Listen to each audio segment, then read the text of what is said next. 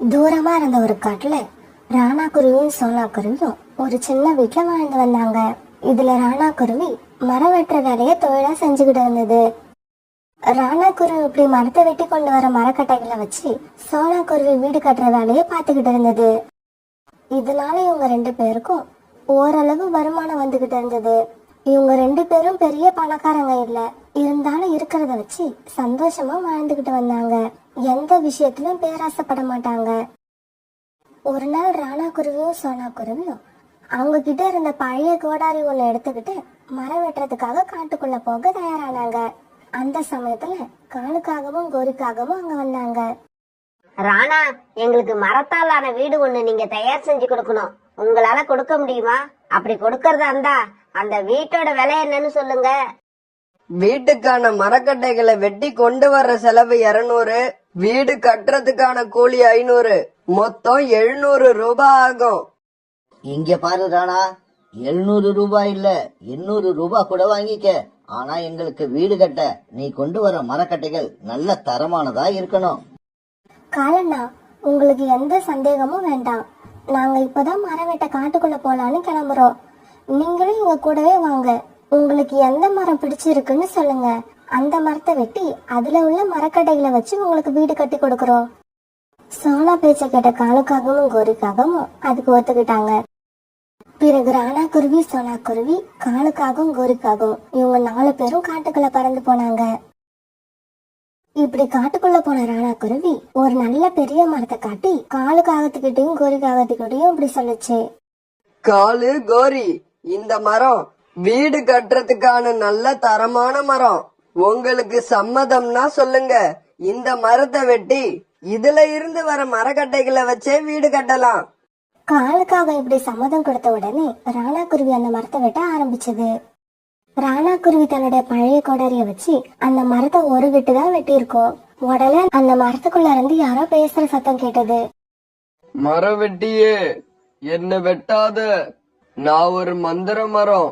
இன்னும் நிறைய பறவைகளுக்கு நான் உதவ வேண்டி இருக்கு. அதனால என்ன வெட்டாத. உனக்கு தேவையானத கேளு. அதாவது உனக்கு தேவையானத மட்டும் கேளு, அத நான் தரேன். மரம் இப்படி பேசுறத கேட்டு அங்கிருந்த 4 பேருமே அதிர்ச்சி ஆனாங்க. காலுஜி, இந்த மரம் வெட்டுற பறவைகளுக்கு கிடைச்ச அதிர்ஷ்டத்தை பாத்தீங்களா? மரமே, எங்களுக்கு வேற எதுவும் தேவையில்ல. எங்க கிட்ட இருக்கிற கோடாரி ரொம்பவும் பழசா போயிடுச்சு. இத வச்சு மரங்களை வெட்ட கஷ்டமா இருக்கு. அதனால எங்களுக்கு ஒரு புது கோடாரி கொடுத்து உதவணும். நீ கேட்ட மாதிரியே உனக்கு புது கோடாரி கொடுக்கறேன். ஆனா அதுக்கு பதிலா உன்கிட்ட இருக்கிற பழைய கோடாரிய நான் எடுத்துப்பேன். மரம் இப்படி கேட்டதுக்கு ராணா குருவியும் சோனா குருவியும் சம்மதம் சொல்லவே அந்த மரம் ஒரு புது கோடாரிய கொடுத்துட்டு இவங்க வச்சிருந்த பழைய கோடாரிய எடுத்துக்கிச்சு. பிறகு வேற ஒரு மரத்தை தேர்ந்தெடுத்து அதை வெட்டி காலுக்காகத்துக்கு வீடு கட்ட தேவையான மரக்கட்டைகளை எடுத்துக்கிட்டு சாயங்காலமா 4 பேரும் வீடு திரும்பினாங்க. கோரி, அந்த மந்திர மரம் மட்டும் நம்மளை பார்த்து உங்களுக்கு என்ன வேணும்னு கேட்டு இருந்தா எவ்வளவு நல்லா இருக்கும். எதை கேட்கறதுன்னே தெரியாத அந்த ராணா குருவியும் சோனா குருவியும் அந்த மந்திர மரத்துக்கிட்ட போயும் ஒரு கோடாரிய கேட்டு வாங்கிக்கிட்டாங்க. காலுஜி, இப்பவும் ஒன்னும் கெட்டு போகல. வாங்க, நாம ஒரு கோடாரி எடுத்துக்கிட்டு அந்த மரத்தை போய் வெட்ட ஆரம்பிப்போம். இப்படி செஞ்சா அந்த மரம் நம்மளையும் பார்த்து என்ன வேணும்னு கண்டிப்பா கேக்கும். இப்படி பேசிக்கிட்ட காலுக்காகவும் கோரிக்காகவும் பிறகு தங்களுடைய கோடாரி எடுத்துக்கிட்டு அந்த மரத்தை நோக்கி பறந்து போனாங்க. இப்படி போன இவங்க அந்த மரத்தை ஒரு கோடாரிய எடுத்து வேக வேகமா வெட்ட ஆரம்பிச்சாங்க. மரவெட்டியே, என்ன வெட்டாதீங்க. நீங்க என்ன வெட்டாம விட்டுட்டீங்கன்னா நீங்க கேக்குறத நான் கொடுப்பேன். மரமே, எனக்கு மிகப்பெரிய பிரம்மாண்டமான எல்லா வசதிகளும் உள்ள ஒரு வீடு வேணும். காகமே, நீ கேட்ட மாதிரி உனக்கு வீடு கிடைக்கும். ஆனா அதுக்கு பதிலா நான் உன் மனைவியை எடுத்துப்பேன். நான் நினைச்ச மாதிரி பிரம்மாண்டமான வீடு கிடைச்சா நாம எத்தனை கல்யாணம் வேணாலும் பண்ணிக்கலாம். ஆனா கோரி தான் வேணும்னு நினைச்சோம்னா அந்த மாதிரி வீடு நமக்கு இனி கனவுலயும் கிடைக்காது. மரமே, உனக்கு கோரி தானே வேணும், எடுத்துக்க, இப்பவே எடுத்துக்க. காலுக்காக இப்படி சொன்ன உடனே பக்கத்துல நின்னுகிட்டு இருந்த கோரி மாயமா மறைஞ்சு போயிடுச்சு. காகமே, உன்னோட பழைய வீடு இருந்த இடத்த போய் பாரு. அந்த இடத்துல நீ கேட்ட மாதிரியே பிரம்மாண்டமான புது வீடு ஒண்ணு உனக்காக காத்திருக்கு. தன்னோட வீடு இருந்த இடத்துக்கு வந்து பார்த்த காலுக்காகத்துக்கு ரொம்ப ஆச்சரியம். வாவ், என்ன மாதிரியான வீடு! இந்த மாதிரியான வீட்டை இதுவரைக்கும் நான் கனவுலையும் பார்த்ததில்ல. இந்த வீடு எனக்கு ரொம்பவும் பிடிச்சிருக்கு. இன்னும் கொஞ்ச நாள்ல அழகான பெண் காகமா பார்த்து கல்யாணம் பண்ணிக்கிட்டு இந்த வீட்டுல நிம்மதியா வாழ வேண்டியதுதான். இப்படியே சில நாட்கள் நகர்ந்துச்சு. பிறகு கொஞ்ச நாள் கழிச்சு காலுக்காக மறுபடியும் அந்த மரத்தை கோடாரி எடுத்துக்கிட்டு போய் வெட்ட ஆரம்பிச்சது. என்ன காகமே, மறுபடியும் வந்துட்டியா? என்ன வேணும் உனக்கு? எனக்கு ஒரு புது காரும் ஏராளமான தங்கமும் வைரங்களும் வேணும். கொடுக்கறேன், நீ கேட்டத கொடுக்கறேன். ஆனா அதுக்கு பதிலா உன் ரெக்கைகள் ரெண்டுத்தையும் எடுத்துப்பேன். ஏராளமான பணம், தங்கம், வைரம், எங்க வேணும்னாலும் போய் வர்றதுக்கு காரும் கிடைக்கிறப்ப இந்த ரெக்கைகள் இருந்தாலும் ஒண்ணுதான், இல்லாட்டியும் ஒண்ணுதான். எடுத்துக்க, என்னோட ரெக்கைகளை எடுத்துக்க. தங்கமும் வைரமும், அப்புறம் எங்க வேணாலும் பயணம் பண்றதுக்கு காரும் கிடைக்கிறப்ப என்னோட ரெக்கைகள் எனக்கு தேவையே இல்ல. பிறகு அந்த மரம் காலுக்காகத்துக்கு ஒரு பெரிய கஜானாவையும் ஒரு காரையும் கொடுத்தது. ஆனா காலுக்காகத்தோட ரெக்கைகள் இப்ப அதுகிட்ட இல்ல. பிறகு காலுக்காக தன்னோட கஜானாவையும் காரையும் எடுத்துக்கிட்டு அங்க இருந்து கிளம்பி தன்னோட வீட்டுக்கு போச்சு. இப்ப காலுக்காகவும் அங்க உள்ள காடுகள்லயே மிகப்பெரிய பணக்கார பறவையாயிடுச்சு. அரண்மனை மாதிரி பெரிய வீடு. பிறகு அந்த வீட்டுல தங்கத்தையும் வைரத்தையும் கொட்டி வைக்கிறதுக்குன்னே ஒரு ரூம். ரெக்கைகள் இல்லாம வாழலாம், ஆனா இந்த மாதிரி வீடு, காரு, கணக்கில்லாத தங்க வைரம் இதெல்லாம் இல்லாம தான் என்னால வாழ முடியாது. இப்படியே சில நாட்கள் நகர்ந்துச்சு. காலுக்காகம் தான் கல்யாணம் பண்ணிக்கிறதுக்காக எத்தனையோ பெண் காகங்களை பாத்துருச்சு. ஆனா காலுவோட மனசுக்கு யாருமே அழகா தெரியல. இவ்ளோ பெரிய வீடும் தங்கமும் வைரமும் இருந்தும் மனசுக்கு பிடிச்ச மாதிரி மனைவி கிடைக்கவே இல்லை. இதனால காலுக்காக மனசுக்குள்ள ரொம்பவும் வருத்தப்பட்டது. ஆமா, நான் ஏன் மனைவி கிடைக்கலையேன்னு இன்னும் வருத்தப்பட்டுகிட்டு இருக்கேன். என்ன மாதிரி பைத்தியம் யாருமே இருக்க முடியாது. இதோ இப்பவே அந்த மந்திர மரத்துக்கிட்ட போறேன். உலகத்திலேயே மிக அழகான மனைவி வேணும்னு அதுகிட்டயே கேட்டு வாங்கிக்கிறேன். இப்படி நினைச்ச காலுக்காகவும் பிறகு அந்த மந்திர மரத்துக்கிட்ட போச்சு. காகமே, மறுபடியும் உனக்கு என்ன பிரச்சனை? இன்னும் என்னதான் வேணும் உனக்கு? உலகத்திலேயே மிக அழகான பெண் காகம் எனக்கு மனைவியா வரணும். அதுதான் என்னோட ஆசை. காகமே, நான் உனக்கு அதையும் கொடுக்கறேன். ஆனா அதுக்கும் பதிலா எனக்கு உன்னுடைய கால்கள் தேவைப்படுது. எடுத்துக்க, என்னோட கால்களை எடுத்துக்க. அழகான மனைவி, அரண்மனை மாதிரி வீடு, அப்புறம் எண்ண முடியாத அளவுக்கு தங்கமும் வைரமும் இருக்கு. அதனால எனக்கு இந்த கால்கள் தேவையே இல்ல. காலுக்காக இப்படி சொன்ன உடனே அந்த மரம் ஒரு அழகான பெண் காகத்தை காலுக்காகத்துக்கு மனைவியா கொடுத்தது. ஆனா அதுக்கு பதிலா காலுக்காகத்தோட கால்களை எடுத்துக்கிச்சு. அழகான மனைவியே, நான் என்னுடைய கால்களை கொடுத்து ஒன்னு வாங்கி இருக்கேன். என்ன சீக்கிரமா அந்த கார்ல உட்கார வை.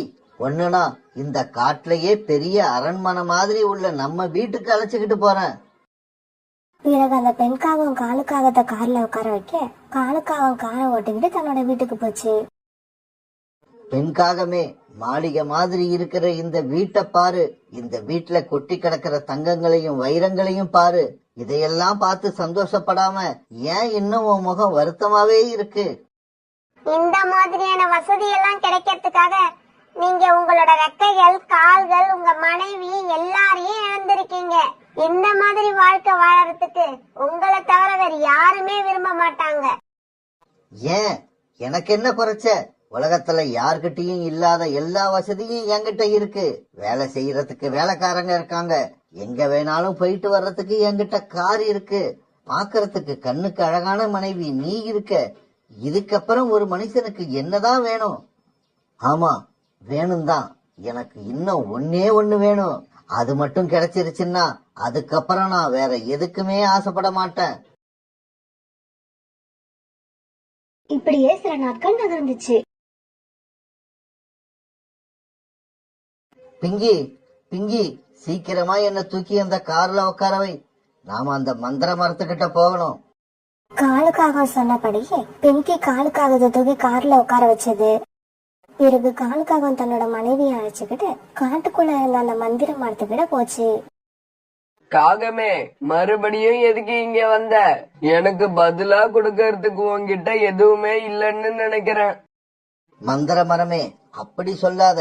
இப்ப மட்டும் நான் கேக்குறத கொடு, அதுக்கப்புறம் நான் உன்கிட்ட வரவே மாட்டேன். இதுதான் என்னோட கடைசி ஆசை. சொல்லு, இந்த நிலைமையில நீ இன்னும் எதுக்கு ஆசைப்படுற? மந்திர மரமே, எனக்கு சாவே இல்லாத வாழ்க்கை வேணும். ஆமா, எனக்கு மரணமே இருக்க கூடாது.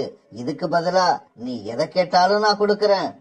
சரி, நீ கேட்டதை நான் கொடுக்கறேன்.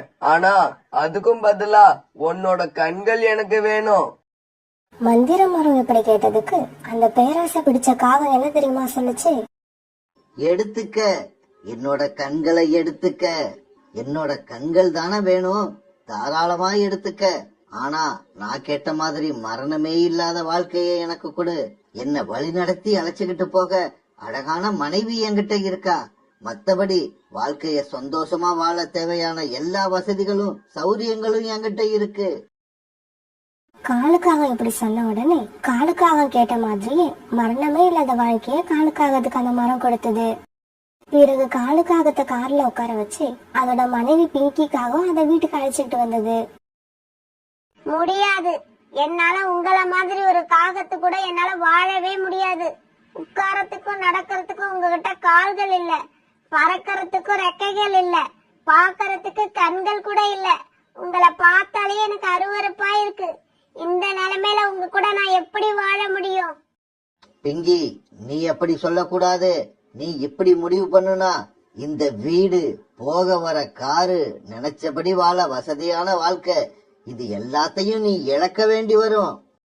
காகமே, நீ இப்படி சொன்ன எதையுமே நான் இழக்க போறது இல்ல. அதுக்கு பதிலா ஒன்னதான் நான் இந்த வீட்டை விட்டு வெளியே அனுப்ப போறேன். அதுக்கப்புறம் என்னோட மனசுக்கு பிடிச்ச காகத்தை கல்யாணம் பண்ணிக்கிட்டு இந்த வீட்டுல நான் சந்தோஷமா வாழ்வேன்.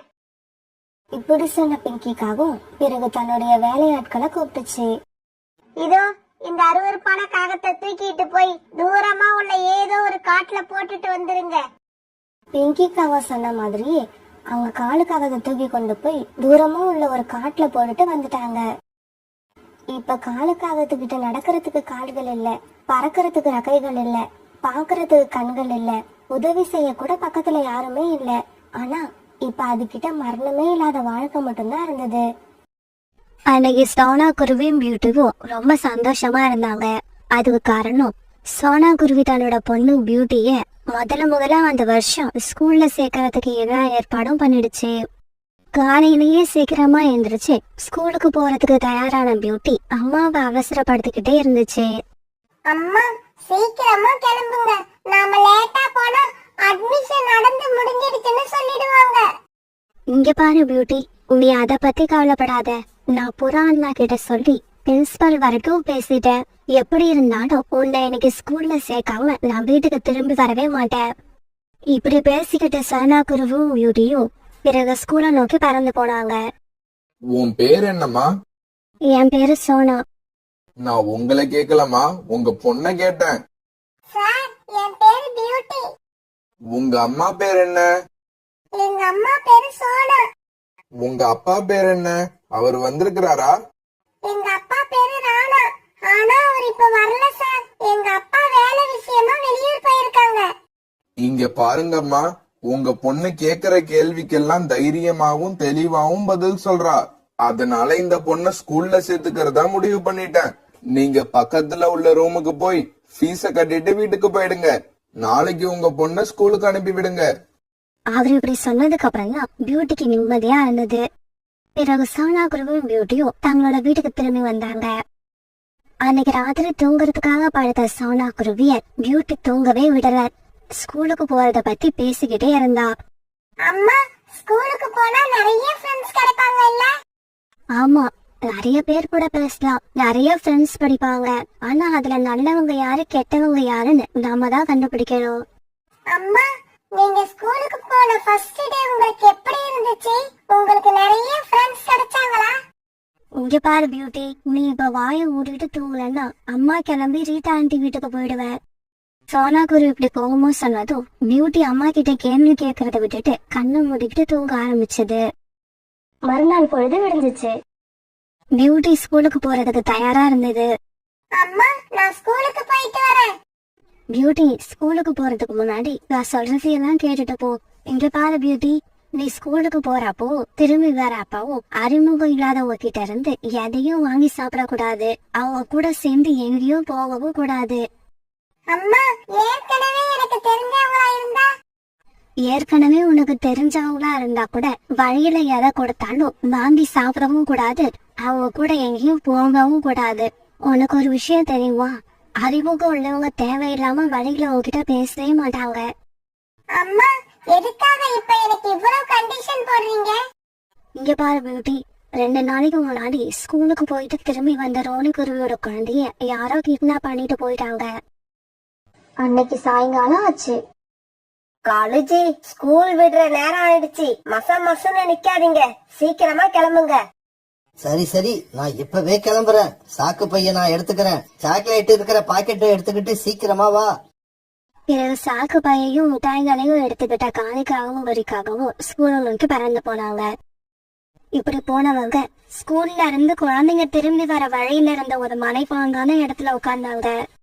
காலேஜி, அங்க பாருங்க, ரீட்டாவோட பையன் மிட்டு வந்துகிட்டு இருக்கான். இவனை ரொம்ப ஈஸியா கிட்னாப் பண்ணிடலாம். பிறகு ரீட்டாக்கிட்டியோட பையன் விட்டு காங்கம் உட்கார்ந்துருக்க இடத்துக்கிட்ட பறந்து வரப்ப கோரிக்காவும் இப்படி பேச ஆரம்பிச்சது.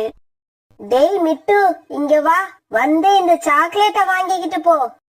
உடனே விட்டு காவூர் கிட்ட வந்து உட்கார்ந்தான். இந்தா, இந்த சாக்லேட்ட சாப்பிடு. ஆண்டி, எனக்கு ஒரு சாக்லேட் பத்தாது, 5 சாக்லேட் கொடுங்க. டேய் மிட்டு, நீ முதல்ல இந்த ஒரு சாக்லேட்டை சாப்பிடு. அதுக்கப்புறம் நீ எத்தனை கேட்டாலும் நான் கொடுக்கறேன். காலுக்காக இப்படி சொன்ன உடனே மிட்டா அந்த சாக்லேட்டை வாயில போட்டு சாப்பிட ஆரம்பிச்சான். சாக்லேட்டை சாப்பிட்ட விட்டு அப்படியே வழங்கிக்கியா விழுந்துட்டான். டேய் மிட்டு, உன்னால இந்த ஒரு சாக்லேட்டையே முழுசா சாப்பிட முடியல. இதுல உனக்கு 5 சாக்லேட் கேக்குதா? இப்படி சொன்ன காலுக்காகவும் பிறகு மிட்டுவை தூக்கி தன்னோட சாகு பையில போட்டுக்கிச்சு. உடனே காலுக்காகவும் கோரிக்காகவும் அங்க இருந்து பறந்து போனாங்க. சிஷ்யா, இதோட 3 குழந்தைகள் ஆயிடுச்சு. ஆமாம் தலைவி, இன்னும் 2 குழந்தைங்க தான். அதையும் கொண்டு வந்து கொடுத்துட்டீங்கன்னா அந்த 5 குழந்தைங்களையும் கடலுக்கு அந்த பக்கம் உள்ள காட்டுக்கு தூக்கிக்கிட்டு போய் வித்துட்டு வந்துடலாம். பூமர், இன்னும் 2 குழந்தைகளை கொண்டு வந்து கொடுத்துட்டா நீ பேசினபடியே எங்களுக்கு 1 லட்சம் ரூபாய் கொடுத்துருவல்ல? காலு தலைவா, அதுல சந்தேகமே வேண்டாம். கடலுக்கு அந்த பக்கம் உள்ள காட்டுல இப்ப குழந்தை பறவைகளுக்கு நிறைய கிராக்கி இருக்கு. 5 குழந்தைங்களை கொண்டு போய் கொடுத்தா கண்டிப்பா எப்படியும் 2 லட்சம் ரூபாய் கொடுப்பாங்க. அத நாம 2 பேரும் ஆளுக்கு பாதியா எடுத்துப்போம். அன்னைக்கு ராத்திரி ரீட்டா கிண்டியோட பையன் விட்டு காணாம போவதை பத்தி அந்த காடை பரபரப்பா பேசிக்கிட்டு இருந்தது. சோனா, மிட்டு எப்பவும் ஸ்கூல் விட்டு 5 மணிக்கெல்லாம் வீட்டுக்கு வந்துருவான். ஸ்கூல் விட்ட உடனே அவன் வேற எங்கேயும் போக மாட்டான், நேரா வீட்டுக்கு தான் வருவான். ரீட்டா, 2 நாளைக்கு முன்னாடி ரோனி அக்காவோட குழந்தை காணாம போனது உனக்கு தெரியும் தானே? அப்படி இருந்தும் நீ எப்படி இவ்வளவு அலட்சியமா இருந்த? இப்படியே ஒரு 10 நாட்கள் ஓடிடுச்சு. பிறகு ஒரு நாள் காலுக்காகவும் கோரிக்காகவும் சாகு பையையும் சாக்லேட்டையும் வச்சுக்கிட்டு மறுபடியும் அதே இடத்துல வந்து உட்கார்ந்துருந்தாங்க. கோரி, இன்னும் 2 குழந்தைங்க தான். அவங்கள மட்டும் நாம பிடிச்சுக்கிட்டு போயிட்டோம்னா 1 லட்சம் ரூபாய் கிடைக்கும். காலுக்காக இப்படி சொல்லிட்டு இருக்கும் போது கோரிக்காக சந்தோஷத்துல துடி குடிக்க ஆரம்பிச்சது. காலேஜி, இங்க பாருங்க, 2 குழந்தைங்க ஒன்னா வர்றாங்க. அப்ப அந்த வழியா புறாவோட பையன் ராஜியும் சோனா குருவியோட பொண்ணு பியூட்டியும் பறந்து வந்துகிட்டு இருந்தாங்க. காலேஜி, ஒரே கல்லுல 2 மாங்காய். இந்த 2 குழந்தைங்களையும் இன்னைக்கு நாம ஒரே அமுக்கி பூமர் கிட்ட தூக்கிட்டு போயிடணும். குழந்தைங்களா, இங்க வாங்க, இந்த சாக்லேட்டை வாங்கிக்கிட்டு போங்க. கோரிக்காக இப்படி சொன்னதும் ராஜியும் பியூட்டியும் அங்க வந்து உட்கார்ந்தாங்க. இந்தாங்க, இந்த சாக்லேட்டை வாங்கிக்கோங்க. கோரிக்காக இப்படி சொல்லி சாக்லேட்டை கொடுத்த உடனே ராஜி வாங்கிக்கிட்டா. ஆனா பியூட்டி வாங்கல. ஏய் குருவி, நீ ஏன் சாக்லேட் வாங்க மாட்டேங்கிற? உனக்கு பிடிக்காதா? அப்படியெல்லாம் இல்ல, எனக்கு சாக்லேட் பிடிக்கும். இருந்தாலும் அறிமுகம் இல்லாதவங்க கொடுத்தா வாங்க கூடாதுன்னு எங்க அம்மா சொல்லி இருக்காங்க. இந்த சோனா குருவி எது செஞ்சாலும் அது நமக்கு ஆப்போசிட்டாவே இருக்கு. சரி சரி, சாக்லேட் வேண்டாம்ல, இந்த இடத்துல உட்காராத, உடனே கிளம்பி போ. தம்பி, நீ சாக்லேட்ட சாப்பிடுறா. ராஜி, சாக்லேட்டை சாப்பிட்டுட்டு சீக்கிரம் என் கூட வா, நாம வீட்டுக்கு போகணும். இங்க பாரு, அவன் உன் கூட வரமாட்டான், நீ கிளம்பலாம். அவன் வர்றதுக்கு நேரம் ஆகும். முடியாது, நான் அவனை அழைச்சுக்கிட்டு தான் போவேன். இங்க பாரு குருவி, மறுபடியும் இப்படி அடம் பிடிச்ச ஒரே அடியை அடிச்சு இந்த குளத்துல தூக்கி போட்டுருவேன். காலுக்காக இப்படி பயமுறுத்தின உடனே பியூட்டி அங்க இருந்து பறந்து போய் செடிகளுக்கு மறைவுல உட்காந்து என்ன நடக்குதுன்னு வேடிக்கை பார்க்க ஆரம்பிச்சது. வழக்கம் போல மிட்டாய் சாப்பிட்ட உடனே ராஜி மயக்கமாயி கீழே விழுந்தான். உடனே அவன் தூக்கி சாக்கு பையில போட்டுக்கிட்டு காலுக்காகவும் குறிக்காகவும் அங்க இருந்து பறந்து போனாங்க. உடனே பியூட்டியும் அவங்களுக்கு தெரியாம அவங்க பின்னாடியே பறந்து போச்சு. தலைவி, இன்னைக்கு 2 குழந்தைங்களை புடிச்சுக்கிட்டு வந்து வேலையை முடிப்பீங்கன்னு நினைச்சேன். ஆனா நீங்க இன்னைக்கு ஒரு குழந்தைய தான் கொண்டு வந்திருக்கீங்க. சிஷ்யா, நீ எப்படி நினைச்சியோ அதே மாதிரிதான் நாங்களும் நினைச்சோம். இருந்தாலும் ஒரு சின்ன குருவியால எங்களோட திட்டம் எல்லாம் பாழா போச்சு. இதையெல்லாம் குகையோட வாசல மறைஞ்சிருந்து பாத்துக்கிட்டு இருந்த பியூட்டி உடனே தன்னோட வீட்டுக்கு வேக வேகமா பறந்து போச்சு.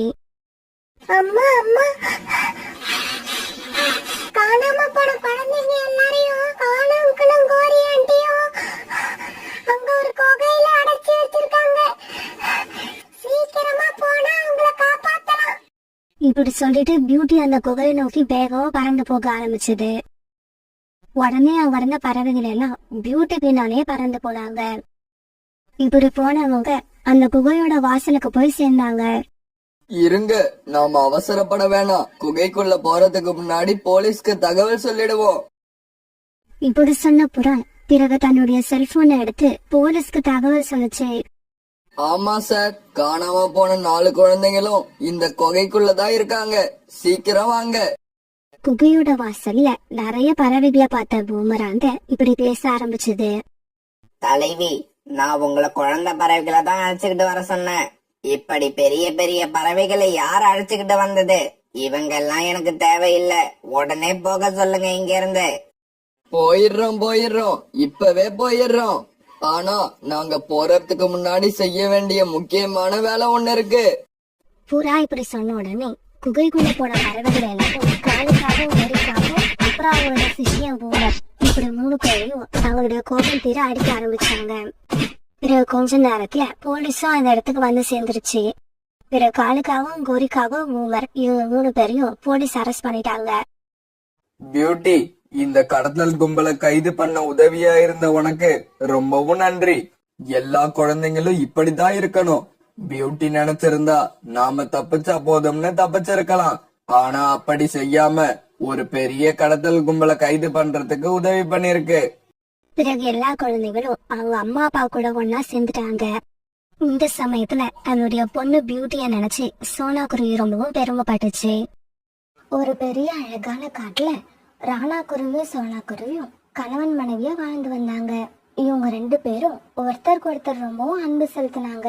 இருந்தாலும் இவங்க 2 பேர் முகமும் எப்பவும் கவலையா தான் இருந்தது.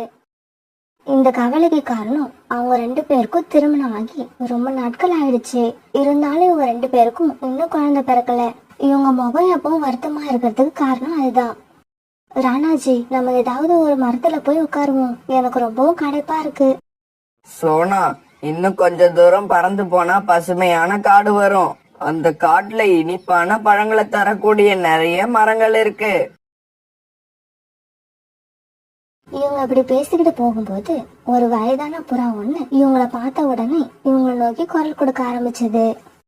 குருவிகளே, கொஞ்சம் நில்லுங்க. நான் சொல்றத கொஞ்சம் கேட்டுட்டு போங்க. அந்த வயதான புறா இப்படி சொன்ன உடனே ராணா குருவி சோனா குருவி அந்த புறா கிட்ட போய் உட்கார்ந்தாங்க. சொல்லுங்கம்மா, எதுக்காக எங்களை கூப்பிட்டீங்க? உங்களுக்கு ஏதாவது உதவி தேவைப்படுதா? குருவிகளே, நான் 2 நாளா எதுவும் சாப்பிடவே இல்லை. என்னால உங்களை மாதிரி அலைஞ்சு திரிஞ்சு எங்கேயும் போய் உணவு தேடவும் முடியல. அதனால நீங்க 2 பேரும் எனக்காக கொஞ்சம் உணவு தேடி கொண்டு வந்தீங்கன்னா உங்களுக்கு ரொம்ப புண்ணியமா போகும். அம்மா, நாங்களும் உணவு தேடிதான் இவ்வளவு தூரம் பறந்து வந்திருக்கோம். எங்கேயும் எங்களுக்கும் உணவு கிடைக்கல. அதனால கொஞ்சம் பொறுங்க, நாங்க உணவு தேடி எடுத்துக்கிட்டு திரும்ப வரும்போது உங்களுக்கு உணவு கொடுத்துட்டு போறோம். குருவிகளே, அவ்வளவு நேரம் என்னால பசியா இருக்க முடியாது. ஆமா, இவ்வளவு நேரம் நீங்க யாருக்காக உணவு தேடிட்டு வந்தீங்க? என்ன பாட்டு இது கேள்வி? நாங்க யாருக்காக உணவு தேடுவோம்? எங்களுக்காக தான் உணவு தேடி வந்தோம். சரி, இப்ப இந்த பாட்டிக்காக உணவு தேட போறதா நினைச்சுக்கிட்டு போங்க. இந்த தடவை உணவு கிடைக்குதா இல்லையான்னு பாப்போம். ராணா, நான் பாட்டி கூட பக்கத்திலே இருக்கேன். நீங்க பாட்டி சொன்ன மாதிரி மனசுல அவங்களுக்கு உணவு தேடி போறதா நினைச்சுக்கிட்டு போங்க. பிறகு ராணா குருவி சோனா குருவியை அங்கேயே விட்டுட்டு தான் மட்டும் உணவு தேட பறந்து போச்சு. என்ன ஆச்சரியம், ராணா குருவி கொஞ்ச தூரம் தான் போயிருக்கோம். ஒரு மரத்துல ஒரு மாம்பழம் இருக்கிறத பார்த்தது. உடனே அந்த மாம்பழத்தை எடுத்துக்கிட்டு வேகமா வயதான பாட்டி இருக்கிற இடத்துக்கு திரும்பி வந்தது. ராணாஜி, என்ன இது இவ்வளவு சீக்கிரமா திரும்பி வந்துட்டீங்க? அதுவும் இனிப்பான மாம்பழங்களை வேற கொண்டு வந்திருக்கீங்க. இது உங்களுக்கு எங்க இருந்து கிடைச்சது? சோனா, பாட்டி சொன்ன மாதிரி அவங்களுக்கு உணவு தேட போறேன்னு நினைச்சுக்கிட்டே போனப்ப பக்கத்துல இருந்த மரத்திலேயே எனக்கு இந்த பழம் கிடைச்சது. இப்படி சொல்லிட்டு ராணா குருவி அந்த மாம்பழத்தை அந்த வயதான புறா கிட்ட கொடுத்தது. அந்த மாம்பழத்தை வாங்கிட்டு வந்த வயதான புறா பிறகு இவங்களை பார்த்து இப்படி பேச ஆரம்பிச்சது. ஆமா குருவிகளே, உங்க 2 பேர் முகத்திலயும் ஏதோ இனம் புரியாத சோகம் ஒண்ணு இருக்கு. அது என்னன்னு என்கிட்ட சொல்லுங்க. அம்மா, எங்களுக்கு கல்யாணம் ஆகி ரொம்ப நாள் ஆகுது. இருந்தாலும் எங்களுக்கு இன்னும் குழந்தை பிறக்கவே இல்லை. குழந்தை இல்லைன்னு நினைக்கிறப்ப எல்லாம் என்னோட கண்ணுல கண்ணீர் தானா வந்துருது. அம்மா, எனக்கு குழந்தை வேணும். அந்த குழந்தைய நான் கொஞ்சம் தானாட்டணும். இனி என்னென்னவோ ஆசை என்னோட மனசுல இருக்கு. மகளே, என்னால உனக்கு குழந்தைய கொடுக்க முடியாது. வேணும்னா என்கிட்ட ஒரு குருவி பொம்மை இருக்கு, அத உனக்கு தாரேன். எடுத்துக்கிட்டு போய் உன் கூடவே வச்சுக்க. உனக்கு நடக்கிறது எல்லாம் நல்லதாவே நடக்கும். என்னோட ஆசீர்வாதங்கள் உங்க 2 பேருக்கும் எப்பவும் உண்டு. இப்படி சொன்ன அந்த வயதான புறா ஒரு அழகான குருவி பொம்மைய சோனா குருவி கிட்ட கொடுத்தது. அந்த பொம்மைய வாங்கிட்டு ராணா குருவியும் சோனா குருவியும் பிறகு அங்கிருந்து சந்தோஷமா பறந்து போனாங்க. வீட்டுக்கு போன கொஞ்ச நேரத்துல எல்லாம் ராணா குருவி இரவு உணவு சாப்பிட்டு படுத்து தூங்கிடுச்சு. ஆனா சோனா குருவி அந்த பொம்மைய வச்சு விளையாண்டுகிட்டே இருந்தது. அந்த பொம்மைய பார்க்கும்போது சோனாவுக்கு நேரம் போறதே தெரியல. இந்த பொம்மைய பார்க்கும்போது எனக்கு பொம்மை மாதிரியே தெரியல, உயிருள்ள என்னோட குழந்தை மாதிரியே தெரியுது. பொம்மையே, நீ பொம்மை இல்ல, நீ என்னோட குழந்தை. ஆமா, நீ என்னோட குழந்தைதான். இப்படி பொம்மை கூட பேசிக்கிட்டு இருந்த சோனா குருவி அப்படியே தூங்கி போயிடுச்சு. இப்படியே சில நாட்கள் நகர்ந்துச்சு. ஒரு நாள் காலையில கண் வச்ச சோனா குருவி தன்னோட பொம்மைய உத்து பார்த்துக்கிட்டு இருந்தது. பிறகு கொஞ்ச நேரம் கழிச்சு தன்னோட கணவர் ராணா குருவியை எழுப்பிச்சு. ராணாஜி, கொஞ்சம் சீக்கிரம் எழுந்திரிச்சு இந்த பொம்மைய பாருங்க. எனக்கு என்னமோ இந்த பொம்மை கொஞ்சம் கொஞ்சமா வளர மாதிரி தோணுது. சோனா, நீ அந்த பொம்மையாவே பார்க்கல, உன்னோட குழந்தை மாதிரி நினைக்கிற. அதனாலதான் உன் கண்ணுக்கு அப்படி தோணுது. இல்ல ராணாஜி, இந்த பொம்மைய நம்ம அந்த பாட்டி அம்மா கிட்ட இருந்து வாங்கினப்ப இருந்ததை விட இப்ப கண்டிப்பா வளர்ந்துருக்கு. பிறகு கொஞ்ச நேரம் ராணா குருவியும் சோனா குருவியும் அந்த பொம்மைய பத்தியே பேசிக்கிட்டு இருந்தாங்க. பிறகு உணவு தேட வெளியில போன ராணா குருவிக்கு அன்னைக்கு பூரா உணவு கிடைக்கல. பிறகு சாயங்காலமா ஒரு இடத்துல கொய்யாப்பழம் ஒண்ணு கீழே விழுந்து கிடந்தா பார்த்தது. இப்படி கொய்யாப்பழம் கிடைச்சதுக்கு கடவுளுக்கு நன்றி சொன்ன ராணா குருவி பிறகு அந்த பழத்தை எடுத்துக்கிட்டு வேகமா வீட்டுக்கு திரும்பி வந்துச்சு.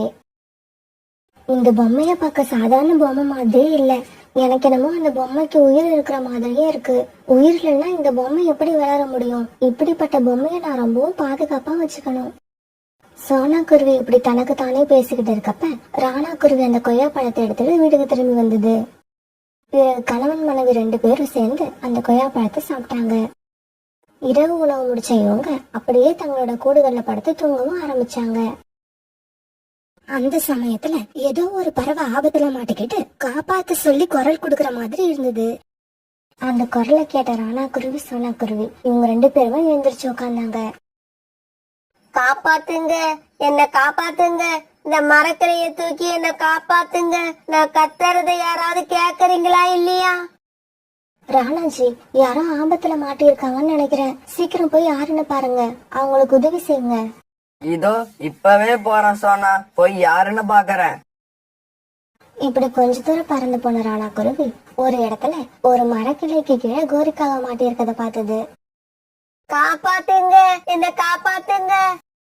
பிறகு ராணா குருவி கோரிக்காகத்துக்கு மேல கடந்த மரக்கிளைய வேற ஒரு பக்கமா தூக்கி போட்டுது. இப்படி அந்த கிளைய தூக்கி போட்ட உடனே கோரிக்காகம் தட்டு தடுமாறி எழுந்திருச்சு உட்கார்ந்தது. காகமே, நீங்க யாரு? எதுக்காக இந்த நேரத்துல இங்க வந்தீங்க? குருவி, என்னோட பேரு கோரி. நான் என்னோட அம்மா வீட்டுக்கு போயிட்டு வர வழியில இந்த மரத்தடியில வந்து உக்காந்தேன். அப்பதான் கிளை முறிஞ்சி என் மேல விழுந்துருச்சு. என்னோட ரெக்கையில பயங்கரமா வலிக்குது. என்னால இப்ப கொஞ்சம் தூரம் தான் பறக்க முடியும்னு நினைக்கிறேன். பரவாயில்ல கோரி, இங்க பக்கத்துலதான் என்னோட வீடு இருக்கு. நீங்க எங்க வீட்டுக்கு வாங்க. உங்க ரெக்கைகள்ல பட்ட காயம் சரியானதுக்கு அப்புறம் நீங்க உங்க வீட்டுக்கு போலாம். இப்படி சொன்ன ராணா பிறகு கோரிக்காகத்தை அழைச்சிட்டு தன்னோட வீட்டுக்கு பறந்து போச்சு. இதுதான் கோரி என்னோட வீடு. இது என் மனைவி சோனா. நீங்க இந்த கூட்டுல படுத்துக்கோங்க. அந்த கூட்டுல படுத்த கோரிக்காகவும் பிறகு கொஞ்ச நேரம் கழிச்சு இந்த மாதிரி கத்த ஆரம்பிச்சது. தாங்க முடியல, என்னால வலி தாங்க முடியல, ரொம்ப வலிக்குது. நான் என்ன செய்வேன்? கோரிக்காக வீட்டுக்குள்ள வந்த உடனே சோனா குருவி தன்னோட பொம்மையை பின்பக்கமா ஒழிச்சு வச்சது. சோனா எதை மறைச்சு வச்சதுன்னு கோரிக்காகத்துக்கு தெரியல. ஆனா எதையோ மறைச்சதுன்னு மட்டும் கோரிக்காகத்துக்கு தெரிஞ்சிருச்சு. இந்த குருவி நம்மள பாத்துட்டு எதையோ ஒளிச்சு வைக்குது. அது என்னன்னு சரியா நம்மளால கவனிக்க முடியலையே. சரி சரி இருக்கட்டும். நம்ம ரெக்கைகள்ல உள்ள வலி முதல்ல சரியா போகட்டும். அது என்னன்னு நாளைக்கு காலையில பாத்துக்கலாம். பிறகு கோரிக்காகத்தோட ரெக்கைகள்ல ஏற்பட்ட காயத்துக்கு சோனா குருவி மருந்து போட்டு விட்டது. பிறகு அன்னைக்கு ராத்திரி எல்லாரும் நல்லா தூங்கினாங்க. மறுநாள் பொழுது விடிஞ்சிச்சு. காலையில சோனா குருவியும் ராணா குருவியும் கண் விழிக்கிறதுக்கு முன்னாடி கோரிக்காகவும் கண் விழிச்சிருச்சு. ராத்திரி சோனா குருவி நம்ம கிட்ட இருந்து எதையோ மறைச்சுது. ஆனா அது என்னன்னு தெரியல. அது எங்கதான் வச்சிருக்கோம்? இப்படி யோசிச்சுக்கிட்டு இருந்த கோரிக்காவும் சோனா படுத்திருந்த கூட்டுல இருந்த பொம்மைய பாத்துருச்சு. ஓஹோ, இந்த பொம்மையதான் நம்ம கிட்ட இருந்து மறைச்சு மறைச்சு வச்சுதா? அப்படி மறைச்சு வைக்கிற அளவுக்கு இந்த பொம்மையில என்னதான் இருக்கு? ஒன்னும் புரியலையே. இப்படி யோசிச்சுக்கிட்டே அந்த பொம்மைய பாத்துக்கிட்டு இருந்த கோரி இப்ப அந்த பொம்மை கண் சிமிட்டுறத பாத்துச்சு. இத பார்த்த கோரிக்காகத்துக்கு ஆச்சரியம் தாங்கல. உடனே தாவி போய் அந்த பொம்மைய கையில எடுத்துக்குச்சு. என்ன இது? இந்த பொம்மை கண் சிமிட்டுது. ஆச்சரியமா இருக்கே. இப்படி ஒரு பொம்மையை இது வரைக்கும் நான் பார்த்ததே இல்ல. கோரியோட சத்தத்தை கேட்ட ராணா குருவி சோனா குருவி இவங்க ரெண்டு பேருமே இப்ப கண் விழிச்சு எந்திரிச்சிட்டாங்க.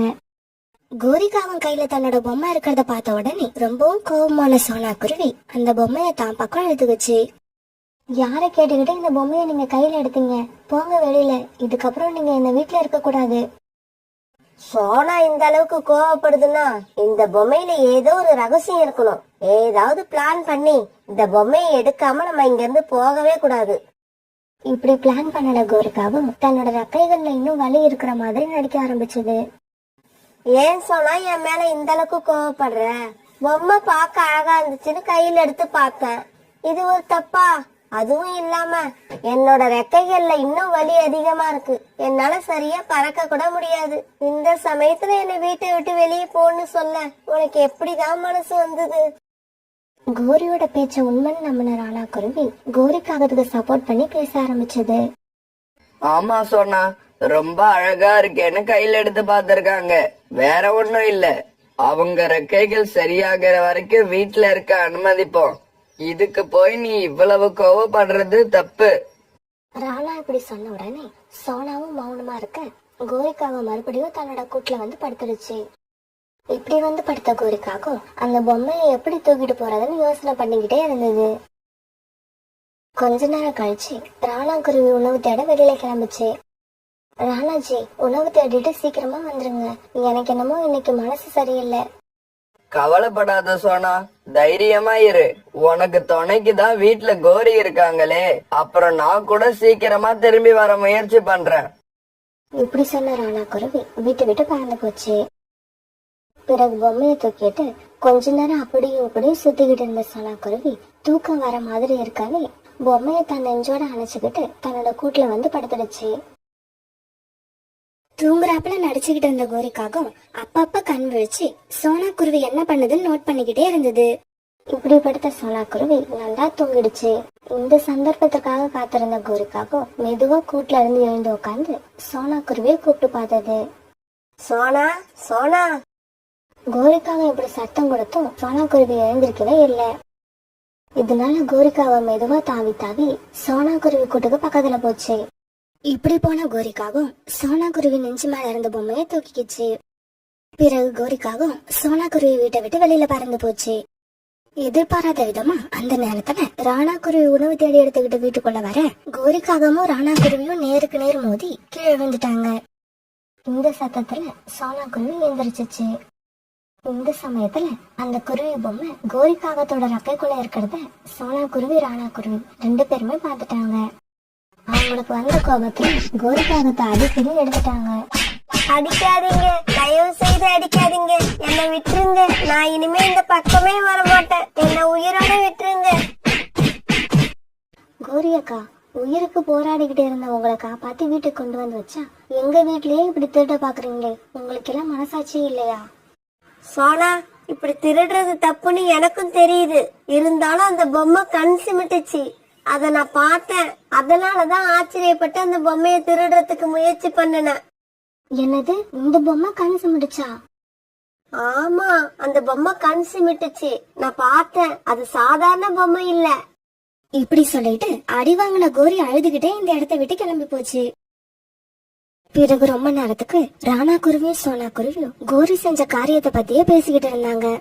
ராணாஜி, அந்த கோரி இந்த பொம்மை கண் சிமிட்டுச்சு அப்படின்னு சொல்றது ஆச்சரியமா இல்ல? இந்த பொம்மை கண் சிமிட்டு நீங்க பாத்திருக்கீங்களா? இல்ல சோனா, நான் பார்த்தது இல்ல. இந்த பொம்மை கண் சிமிட்டுற மாதிரி அந்த கோரி கற்பனை பண்ணிருக்கும்னு நினைக்கிறேன். அப்படிதான் இருக்கும் ராணாஜி. ஏன்னா எல்லாரையும் விட நான் தான் இந்த பொம்மையை அதிக நேரம் பாத்துக்கிட்டே இருக்கேன். ஆனா இந்த பொம்மை கண் சிமிட்டி நானே இது வரைக்கும் ஒரு தடவை கூட பார்த்ததே இல்ல. இப்படி பேசிக்கிட்டே இருந்த ராணா குருவியும் சோனா குருவியும் பிறகு தங்களோட கூட்டுல படுத்து தூங்க ஆரம்பிச்சாங்க. இவங்க இப்படி படுத்து கொஞ்ச நேரம் தான் இருக்கும். யாரோ கூப்பிடுற மாதிரி சத்தம் கேட்ட சோனா குருவி மெதுவா கண் விழிச்சு பார்த்தது. அம்மானு யாரோ கூப்பிடுற சத்தத்தை கேட்ட சோனா குருவி அவசரமா எழுந்து தன்னுடைய கூட்டுல உட்கார்ந்தது. என்ன ஆச்சரியம், அந்த பொம்மைக்கு உயிர் வந்து இப்ப குருவியா மாறி இருந்தது. அந்த குருவிதான் சோனாவை பார்த்து அம்மா அம்மான்னு கூப்பிட்டுக்கிட்டே இருந்தது. இத பார்த்த சோனா குருவிக்கு ஆச்சரியம் ஒரு பக்கம், ஆனந்தம் ஒரு பக்கம். உடனே தாவி ஓடி போய் அந்த குருவியை தூக்கி தன்னோட நெஞ்சோட அணைச்சிக்கிச்சு. என்னங்க, இங்க பாருங்க நம்ம குழந்தைய. பொம்மைய போய் குழந்தை மாதிரி பாக்குறேன்னு சொல்வீங்கல்ல, இப்ப அந்த பொம்மை உண்மையிலேயே நம்மளோட குழந்தையாயிடுச்சு. இத பார்த்த ராணாவுக்கும் ரொம்ப சந்தோஷமா இருந்தது. அதுக்கப்புறம் அந்த வீட்டுல ராணா குருவியும் சோனா குருவியும் தங்களோட குழந்தை கூட ரொம்ப சந்தோஷமா தங்களோட காலத்தை கழிச்சாங்க. நகரத்துல இருந்து தூரமா இருந்த ஒரு காட்டுல சோனா குருவி, அவங்களோட கணவர் ராணா குருவி, அவங்க குழந்தைங்க பியூட்டி, இவங்க 3 பேரும் வாழ்ந்து வந்தாங்க. சோனா குருவியோட மனநிலைக்கும் ராணா குருவியோட மனநிலைக்கும் கொஞ்சம் வித்தியாசம் இருந்தது. சோனா குருவி மத்த பறவைகளுக்கு உதவுற எண்ணம் கொண்டது. ஆனா ராணா குருவி நம்ம சம்பாரிச்சுக்கிட்டு வர பணத்தை வச்சு நம்ம குடும்பத்துக்கு தேவையான எல்லாம் சேர்த்து வைக்கணுங்கிற எண்ணம் கொண்டது. இதனால இவங்களுக்குள்ள அடிக்கடி சண்டை வரும். ஒரு நாள் உணவு தேடி எடுத்துட்டு வந்த ராணா குருவி சோனா குருவி கிட்ட இப்படி சொல்லுச்சு. சோனா, இந்த தானியங்கள்ல கொஞ்சம் தானியத்தை நீயும் பியூட்டியும் சாப்பிடுங்க. மீதி இருக்கிறத அப்படியே சேர்த்து வை. பியூட்டியோட அப்பா, பியூட்டி வளர்ந்துகிட்டு இருக்க பொண்ணு, இவ்வளவுதான் சாப்பிடணும்னு அவகிட்ட நம்ம சொல்ல முடியாது. அவ சாப்பிட்டது போக மீதி இருக்கிறத நம்ம சேர்த்து வைப்போம். இங்க பாரு சோனா, நான் சொல்றத மட்டும் நீ செஞ்சா போதும். உன் இஷ்டத்துக்கு எதையும் பேசாத. இப்படி சொன்ன ராணா குருவி பிறகு கோபத்தோட வெளியில பறந்து போச்சு. பிறகு சோனா குருவியும் பியூட்டியும் கொஞ்சம் தானியங்களை சாப்பிட்டு வீட்டுல படுத்து இருந்தாங்க. அந்த சமயத்துல வீட்டு கதவை யாரோ தட்டுற சத்தம் கேட்டது. சோனா குருவி வெளியில போய் பார்த்தப்ப அங்க ஒரு சாது நின்னுகிட்டு இருந்தாரு. குருவி, எனக்கு ரொம்ப பசிக்குது, சாப்பிட ஏதாவது தானியங்கள் இருந்தா கொடு. அந்த சாது இப்படி கேட்ட உடனே சோனா குருவி வீட்டுக்குள்ள போய் தன்னோட கணவர் சேமிச்சு வச்சிருந்த தானியங்கள்ல இருந்து கொஞ்சம் தானியங்கள் எடுத்துட்டு வந்து அவருக்கு கொடுத்தது. இங்க நடந்தது எல்லாத்தையும் அங்க ஒரு மரத்துல உட்கார்ந்திருந்த கோரிக்காவும் பாத்துக்கிட்டே இருந்தது. ராணா குருவி எப்ப பார்த்தாலும் சிக்கனம் சேமிப்புன்னு பேசிக்கிட்டு இருக்கு. இந்த சோனா குருவி என்னடான்னா வர்றவங்க போறவங்களுக்கெல்லாம் தானியங்களை அள்ளி விட்டுக்கிட்டு இருக்கு. இத உடனே போய் ராணா கிட்ட சொல்லணும். இப்படி நினைச்ச கோரிக்காகும் உடனே ராணா குருவிய பார்க்க பறந்து போச்சு. ராணா, நீ மழை வெயிலுன்னு பார்க்காம வேலை பார்த்து தானியங்களை கொண்டு போய் வீட்டுல சேமிச்சு வைக்கிற. ஆனா உன்னோட மனைவி வர்றவங்க போறவங்களுக்கு எல்லாம் தானியங்களை வாரி வழங்கிக்கிட்டு இருக்கு. கோரி, நீ என்ன சொல்ல வர? ராணா, இப்ப நான் வர்றப்ப என்ன தெரியுமா நடந்தது? உன் மனைவி போற வர பறவைகளை எல்லாம் கூப்பிட்டு தானியங்களை வாரி வாரி வழங்கிக்கிட்டு இருக்கா. இது கேட்ட உடனே ராணா குருவிக்கு பயங்கர கோபம் வந்துச்சு. உடனே தன்னோட வீட்டை நோக்கி பறந்து போச்சு. ராணா குருவி போற வேகத்தை பார்த்தா இன்னைக்கு சோனா குருவி சரியா வாங்க போகுதுன்னு நினைக்கிறேன். அந்த கண்கொள்ளா காட்சியை நாமளும் போய் பார்த்தாகணும். இப்படி நினைச்ச கோரிக்காகும் பிறகு ராணா குருவி பின்னாலேயே பறந்து போச்சு. பியூட்டியோட அப்பா, என்ன இவ்வளவு சீக்கிரம் வந்திருக்கீங்க? என்ன விஷயம்? நீ யாருக்காவது இப்ப தானியங்களை எடுத்து கொடுத்தியா? நீங்க ஏன் இவ்வளவு கோபமா இருக்கீங்க? என்ன நடந்தது? நீ முதல்ல நான் கேட்ட கேள்விக்கு பதில் சொல்லு. தானியங்களை கொடுத்தியா இல்லையா? ஆமா, கொடுத்தேன். ஒரு சாது வந்து ரொம்ப பசிக்குதுன்னு சொன்னாரு. அவருக்கு கொஞ்சமா தானியங்கள் எடுத்து கொடுத்தேன். வெளிய போயிடு. இப்பவே வீட்டை விட்டு வெளிய போயிடு. என்னோட அனுமதி இல்லாம எதுக்காக நீ தானியங்களை எடுத்து மத்தவங்களுக்கு கொடுத்த? ராணாஜி, கொஞ்சம் பொறுமையா நான் சொல்றதை கேளுங்க. சோனா, நான் எதையும் கேட்க தயாரா இல்ல. நீ இப்பவே வெளியில போயிடு. சொல்லிக்கிட்டே இருக்கல்ல, என்னோட வீட்டை விட்டு முதல்ல நீ வெளிய போ. இத கேட்ட சோனா குருவி அழ ஆரம்பிச்சது. பியூட்டியோட அப்பா, நீங்க இப்ப எல்லாம் எதுக்கு எடுத்தாலும் வீட்டை விட்டு வெளியே போன்னு சொல்ல ஆரம்பிச்சிட்டீங்க. கிளம்பிடுறேன். இன்னைக்கு நான் நீங்க சொன்ன மாதிரியே வீட்டை விட்டு கிளம்பிடுறேன். பியூட்டி, வா நம்ம வீட்டை விட்டு வெளியே போயிடுவோம். பியூட்டி என் கூட தான் இருப்பா. என்னை விட்டுட்டு எங்கேயும் வரமாட்டா. அம்மாவும் அப்பாவும் இப்படி பேசிக்க பியூட்டி என்ன செய்யறதுன்னு தெரியாம அம்மாவையும் அப்பாவையும் மாறி மாறி பாத்துக்கிட்டு இருந்தது. திடீர்னு அழவும் ஆரம்பிச்சிருச்சு. பியூட்டி, அழாத. நான் எங்க போனாலும் உன்னையும் அழைச்சிட்டு தான் போவேன். உன்னை இங்க விட்டுட்டு நான் போக மாட்டேன். சோனா, முதல்ல நீ இந்த வீட்டை விட்டு வெளிய போ. என் பேச்ச கேட்காத உன்னோட முகத்தை பார்க்கவே எனக்கு பிடிக்கல.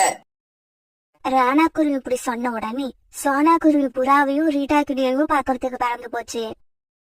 பியூட்டியோட அப்பா என்னை வீட்டை விட்டு அனுப்பணும்னு நினைச்சா என் கூடவே பியூட்டியையும் அனுப்ப சொல்லுங்க. பியூட்டி இல்லாம என்னால வாழ முடியாது. சோனா, நீ அழாத. நாங்க இப்பவே வந்து இத பத்தி ராணா கிட்ட பேசுறோம். பிறகு புறா, ரீட்டா கிளி இவங்க 2 பேரையும் கூப்பிட்டுக்கிட்டு சோனா குருவி தன்னோட வீட்டுக்கு பறந்து போச்சு. ராணா குருவி தனக்கு சாதகமா பேசுறதுக்காக கோரிக்காவத்தையும் காலுக்காவத்தையும் தயார் பண்ணி வச்சிருந்தது. சோனா அதோ வந்துகிட்டு இருக்கு. கூட வர்றது யாரு? புறாவும் ரீட்டா கிளியுமா? பஞ்சாயத்து பேச சோனா குருவிக்கு வேற ஆளே கிடைக்கல போல இருக்கு. அழுக்கு புறாவையும் அதனாலே அழுகுற ரீட்டா கிளியையும் அழைச்சுக்கிட்டு வருது. ராணா, சோனாவை நீ வெளியில அனுப்பணும்னு முடிவு பண்ணிட்டேன்னா பியூட்டியும் சேர்த்து அனுப்பிடு. பியூட்டி ரொம்ப சின்ன குழந்தை, அம்மா இல்லாம இருக்க மாட்டா. இங்க பாரு ரீட்டா, பியூட்டிய அனுப்புறதா வேண்டாமான்னு ராணா தான் முடிவு பண்ணணும். இது அவங்க குடும்ப விஷயம். அதுல தலையிடுறதுக்கு நீ யாரு?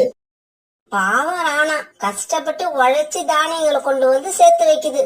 மகாராணி வீட்டுல உட்காந்துகிட்டு வாரி வாரி கொடுக்கறா. மனைவி இப்படி பொறுப்பு இல்லாம இருந்தா யாருக்குதான் கோபம் வராது? காலு, இது ராணாவோட குடும்ப விஷயம் தானே. பிறகு எதுக்காக நீயும் உன்னோட மனைவியும் அதுல தலையிடுறீங்க? ஒரு குடும்பத்துல தேவையில்லாம குழப்பம் வருதுன்னா கண்டிப்பா அங்க கோரி இருக்கணும். கோரி இல்லைன்னா குழப்பமே வராது. காலேஜி, இந்த அழுக்கு புறா என்ன பத்தி அபாண்டமா பேசுது. பாத்துக்கிட்டு சும்மா இருக்கீங்க. இவங்க இப்படி பேசிக்கிட்டு இருக்கப்ப இங்க நடக்கிற விஷயத்தை கேள்விப்பட்டு அந்த காட்டுல வாழ்ந்த கழுகு அங்க வந்தது. இந்த காட்டுல மத்தவங்களுக்கு உதாரணம் சொல்றாப்புல இருந்த குடும்பம் உங்க குடும்பம் மட்டும்தான். இப்ப இங்கேயும் பிரச்சனை வந்துருச்சா? கோரி வந்துட்டா பின்னாடியே பிரச்சனையும் வந்துதானே ஆகணும். இங்க பாரு புறா, நீ வர வர ரொம்ப ஓவரா பேசுற. ஏய், யாரும் சத்தம் போடாதீங்க. நான் சொல்றதை கேளுங்க. நான் எது செஞ்சாலும் அது நியாயமா தான் இருக்கும். பியூட்டி செல்லம், நீ சொல்லுமா, நீ யார்கிட்ட இருக்க போற? அம்மா கிட்ட இருக்க போறியா இல்ல அப்பா கிட்ட இருக்க போறியா? நான் எங்க அம்மா கூட போறேன். இங்க பாரு ராணா, பியூட்டி அவங்க அம்மா கூட போக ஆசைப்படுறா. சோனா கூடவே அவளை அனுப்பி வை. கழுகக்கா, பியூட்டி ரொம்ப சின்ன குழந்தை. நல்லது கெட்டது எதுவும் அவளுக்கு தெரியாது. ஏய் கோரி, மத்தவங்க கிட்ட பேசுற மாதிரி என்கிட்ட பேசி பாக்குறியா? நான் சொன்னா சொன்னதுதான். என் முடிவை எதிர்த்து இங்க யாரும் பேசக்கூடாது. பியூட்டி, நீ விருப்பப்பட்டபடியே உங்க அம்மா கூட போகலாம். பிறகு சோனா குருவி பியூட்டி அழைச்சுக்கிட்டு பறந்து போக ஆரம்பிச்சது. அம்மா, நாம எங்க பாட்டி வீட்டுக்கா போறோம்? இல்ல பியூட்டி, பாட்டி இந்த விஷயத்த கேள்விப்பட்டா ரொம்ப மனசு கஷ்டப்படுவாங்க. அதனால நம்ம தனியா தான் தங்க போறோம். இப்படி சொன்ன சோனா குருவி பிறகு ரொம்ப தூரம் பறந்து போய் ஒரு பெரிய மரத்துல ஒரு கூடு கட்டிக்கிச்சு. சோனா குருவியும் பியூட்டியும் அந்த கூட்டுல வாழ ஆரம்பிச்சாங்க. ராணா குருவியும் தன்னோட மனசுல குழப்பம் இருந்தாலும் எப்போதும் போல வேலைக்கு போக ஆரம்பிச்சது. இப்படியே சில நாட்கள் நகர்ந்துச்சு. அப்பா அப்பா, என்னோட ரெக்கையில காயம் பட்டுடுச்சு. எனக்கு ரொம்ப வலிக்குது. பியூட்டி பியூட்டி, உனக்கு என்ன ஆச்சு? அப்பா கிட்ட வந்துரு, அப்பா கிட்ட வா. இப்படி கனவு கண்டுகிட்டு இருந்த ராணா குருவி திடீர்னு கண் விழிச்சிருச்சு. பியூட்டியோட ரெக்கையில உண்மையிலேயே காயம் பட்டிருக்குமா? இல்ல இல்ல, இது வெறும் கனவுதான். அப்படியெல்லாம் கண்டிப்பா நடந்திருக்காது. பியூட்டிய தனியா கூட்டுல விட்டுட்டு போக மனசு இல்லாதால சோனா குருவி உணவு தேட போறப்ப பியூட்டியையும் கூப்பிட்டுக்கிட்டு போச்சு. அம்மா அம்மா, என்னால முடியல. ரொம்பவும் கஷ்டமா இருக்கு. இப்படி சொன்ன பியூட்டி ஒரு மரத்துல உட்காந்துருச்சு. இப்படி மரத்துல உட்கார்ந்த பியூட்டிக்கு மூச்சு வாங்க ஆரம்பிச்சது. பியூட்டிக்கு இப்படி மூச்சு இறைக்கிறத பார்த்த சோனா குருவிக்கு ரொம்பவும் பாவமா இருந்தது. பியூட்டி, நான் ஒன்னு சொல்லுவேன், கேப்பியா? சொல்லுங்கம்மா, நீங்க என்ன சொன்னாலும் கேட்பேன். பியூட்டி, எனக்கு என்னமோ உன்னை என் கூட அழைச்சிட்டு வந்து உன்னை ரொம்ப கஷ்டப்படுத்துறேன்னு தோணுது. உன்னை பிரிய மனசு இல்லாம அழைச்சிட்டு வந்துட்ட. இப்ப நீ என் கூட வந்து கஷ்டப்படுறத பாக்கும்போது நான் தப்பு பண்ணிட்டேன்னு தோணுது. நீ உங்க அப்பா கிட்ட போயிடு. அப்படி போயிட்டா 3 வேளையும் உனக்கு உணவு கஷ்டம் இல்லாம கிடைச்சிடும். அம்மா, நான் நீங்க இல்லாம இருக்க மாட்டேன். இங்க பாரு பியூட்டி, அம்மா சொல்றத கேளு. அம்மா உன்னை அடிக்கடி வந்து பாப்பேன். வரப்போற குளிர்காலத்துல நீ இந்த கூட்டுல வாழறது ரொம்பவும் கஷ்டமான விஷயம். இப்படி சொன்ன சோனா குருவி பிறகு பியூட்டியை அழைச்சுக்கிட்டு ரீட்டா கிளி வீட்டுக்கு போச்சு. ரீட்டா, நீ பியூட்டியை அழைச்சுக்கிட்டு போய் அவங்க அப்பா கிட்ட விட்டுடு. என் கிட்ட வீடும் இல்ல, சரியான முறையில பியூட்டிக்கு உணவு கொடுக்க முடியல. சோனா, உன்னோட கஷ்டத்தை என்னால நல்லா உணர முடியுது. ஒவ்வொரு அம்மாவும் தான் குழந்தை எந்த குறையும் இல்லாம வளர்றதான் விரும்புவா. பிறகு ரீட்டா கிளி பியூட்டி அழைச்சுக்கிட்டு ராணா குருவியோட வீட்டுக்கு போச்சு. பியூட்டி, இப்ப உனக்கு தெரிஞ்சதா? உங்க அம்மாவால உனக்கு உணவு கொடுக்க முடியாது. அப்படி இல்லப்பா, அம்மாவால நான் கஷ்டப்படுறத பார்க்க முடியல. அதனாலதான் இங்க அனுப்பி விட்டாங்க. ஒரு நாள் ராணா குருவியும் பியூட்டியும் வீட்டுக்கு வெளியில உட்காந்து பேசிக்கிட்டு இருக்கும் போது அந்த சாது பறவை அங்க வந்தது. சின்ன குருவியே, அன்னைக்கு எனக்கு சாப்பிட தானியங்களை கொடுத்த உன்னோட அம்மா எங்க? சாது பறவையே, நீங்க யார கேக்குறீங்க? அப்பா, இவங்க நம்ம அம்மாவை தான் கேக்குறாங்க. அம்மா தானியங்களை கொடுத்துட்டாங்கன்னு அம்மா கூட சண்டை போட்டு அவங்களை வீட்டை விட்டு அனுப்பினீங்கல்ல, அன்னைக்கு இவங்க தான் வந்து தானியங்களை வாங்கிக்கிட்டு போனாங்க. பியூட்டி, நீ சொல்றது உண்மையா? ஆமா மகனே, ஒரு நாள் எனக்கு எங்கேயுமே உணவு கிடைக்கல. பசியில துடிச்சு போய் உங்க வீட்டுக்கு வந்த. கேட்ட உடனே இல்லன்னு சொல்லாம எனக்கு கொஞ்சம் தானியங்களை கொண்டு வந்து உன்னோட மனைவி கொடுத்தா. அப்படி ஒரு நல்ல மனசு கொண்ட பறவைய நீ மனைவியா அடைஞ்சது உன்னோட பாக்கியம். ஐயா, நீங்க இப்ப எதுக்காக வந்தீங்க? உங்களுக்கு இப்ப ஏதாவது தானியங்கள் தேவைப்படுதா? நான் எடுத்துக்கிட்டு வரவா? வேண்டாம், எனக்கு இப்ப பசிக்கல. நான் சந்திச்ச பெரிய பணக்கார பறவை ஒண்ணு என்கிட்ட ஒரு வைரத்தை கொடுத்தது. இந்த வைரம் ஊர் ஊரா போய்கிட்டு இருக்க என்கிட்ட இருந்து எந்த புண்ணியமும் இல்ல. எனக்கு இது தேவையும் இல்ல. உன் மனைவி மாதிரி ஒரு நல்ல உள்ளம் கொண்ட பறவை கையில கிடைச்சா பல பேருக்கு உபயோகமாயிருக்கும். இந்தா, இத உன்னோட மனைவி கிட்ட கொடுத்துடு. இப்படி சொல்லிட்டு அந்த சாது பறவை அங்க இருந்து பறந்து போயிடுச்சு.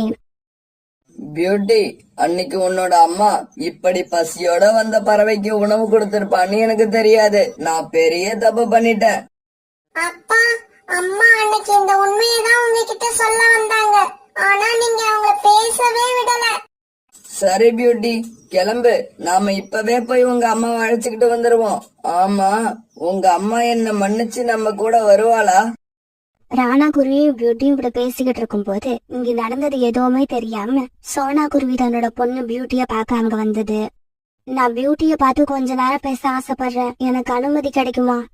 சோனா, என்ன மன்னிச்சிடு. அன்னைக்கு என்ன நடந்ததுன்னு தெரியாம உன்கிட்ட ரொம்ப கோவப்பட்டு பேசிட்டேன். தயவு செய்து என்ன மன்னிச்சிடு. வீட்டுக்குள்ள வா. அம்மா, அப்பாவுக்கு எல்லா உண்மையும் தெரிஞ்சு போச்சு. அப்பாவை மன்னிச்சு வீட்டுக்குள்ள வாமா.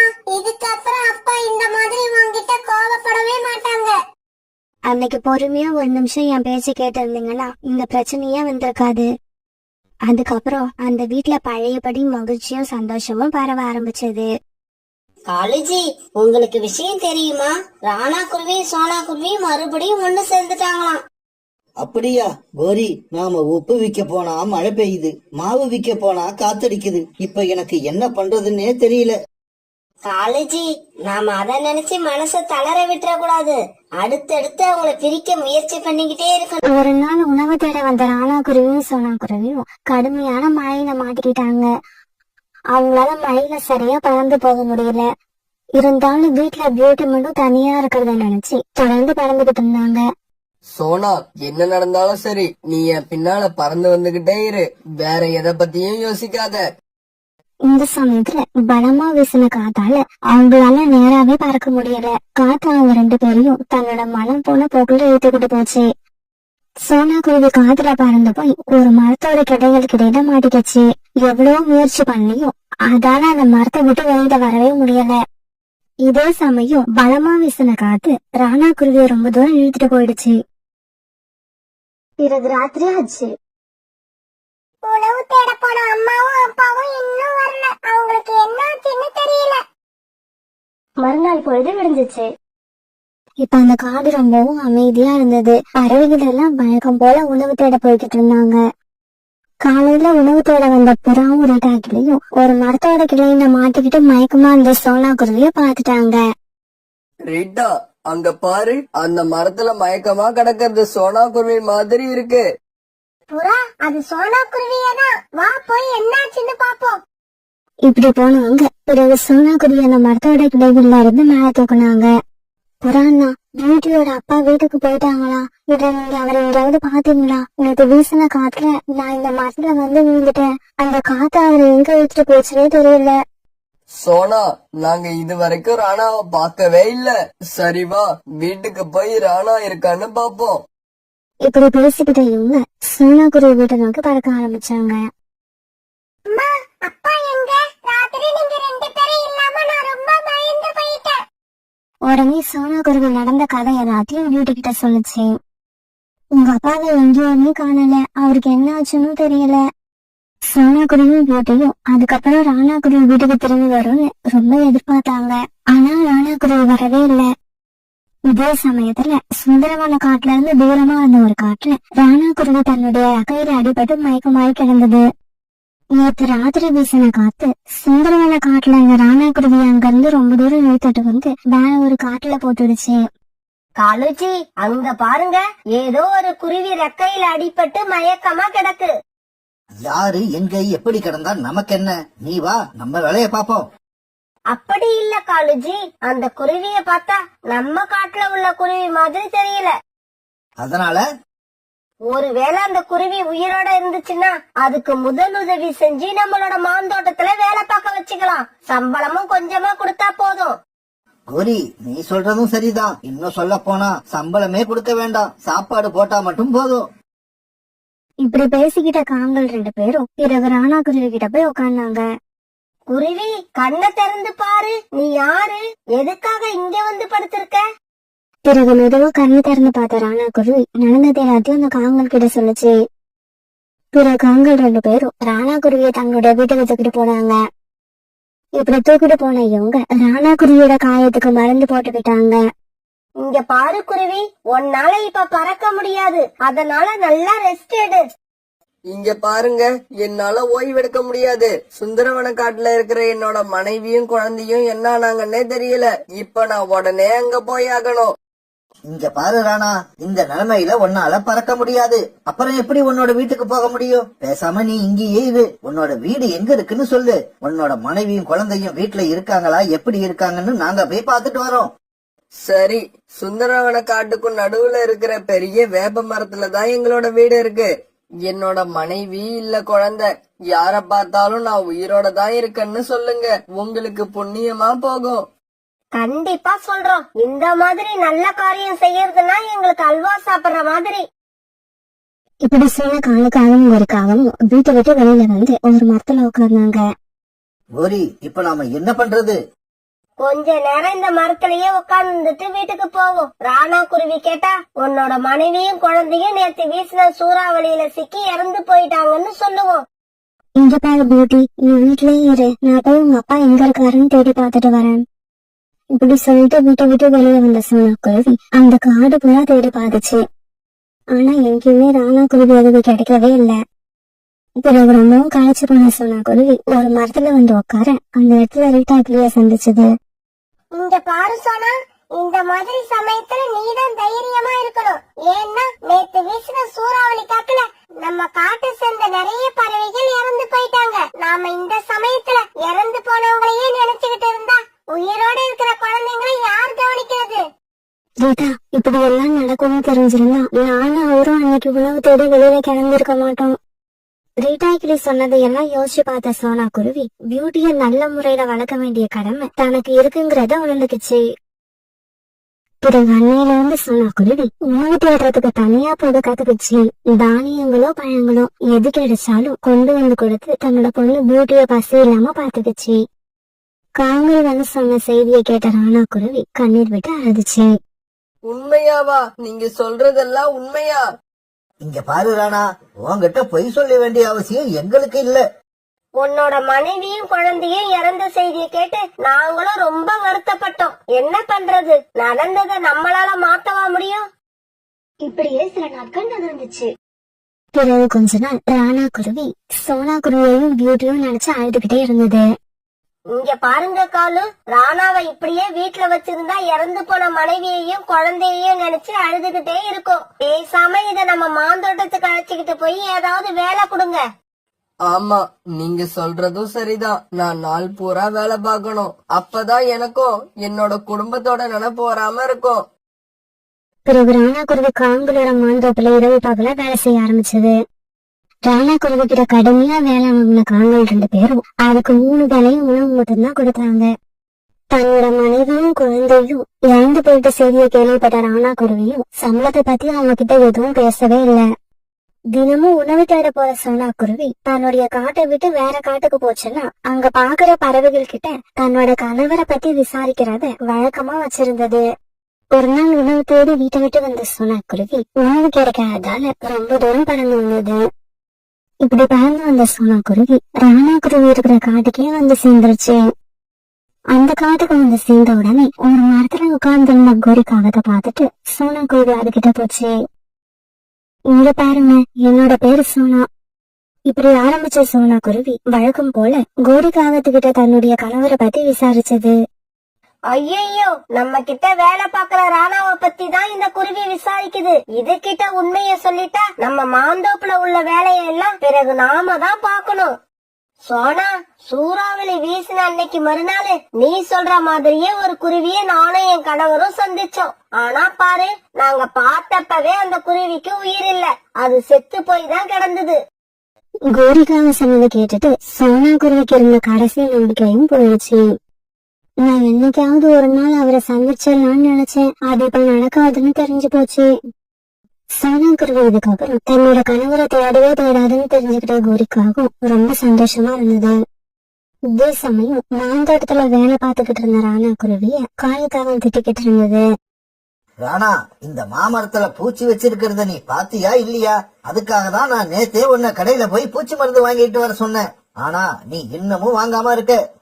நேத்து நான் வேலைய முடிக்கிறதுக்கு ரொம்பவும் லேட் ஆயிடுச்சு. அதனாலதான் என்னால வாங்க முடியல. இதோ இப்பவே போய் வாங்கிக்கிட்டு வந்துடுறேன். இப்படி சொன்ன ராணா குருவி உடனே அங்கிருந்து மார்க்கெட் பறந்து போச்சு.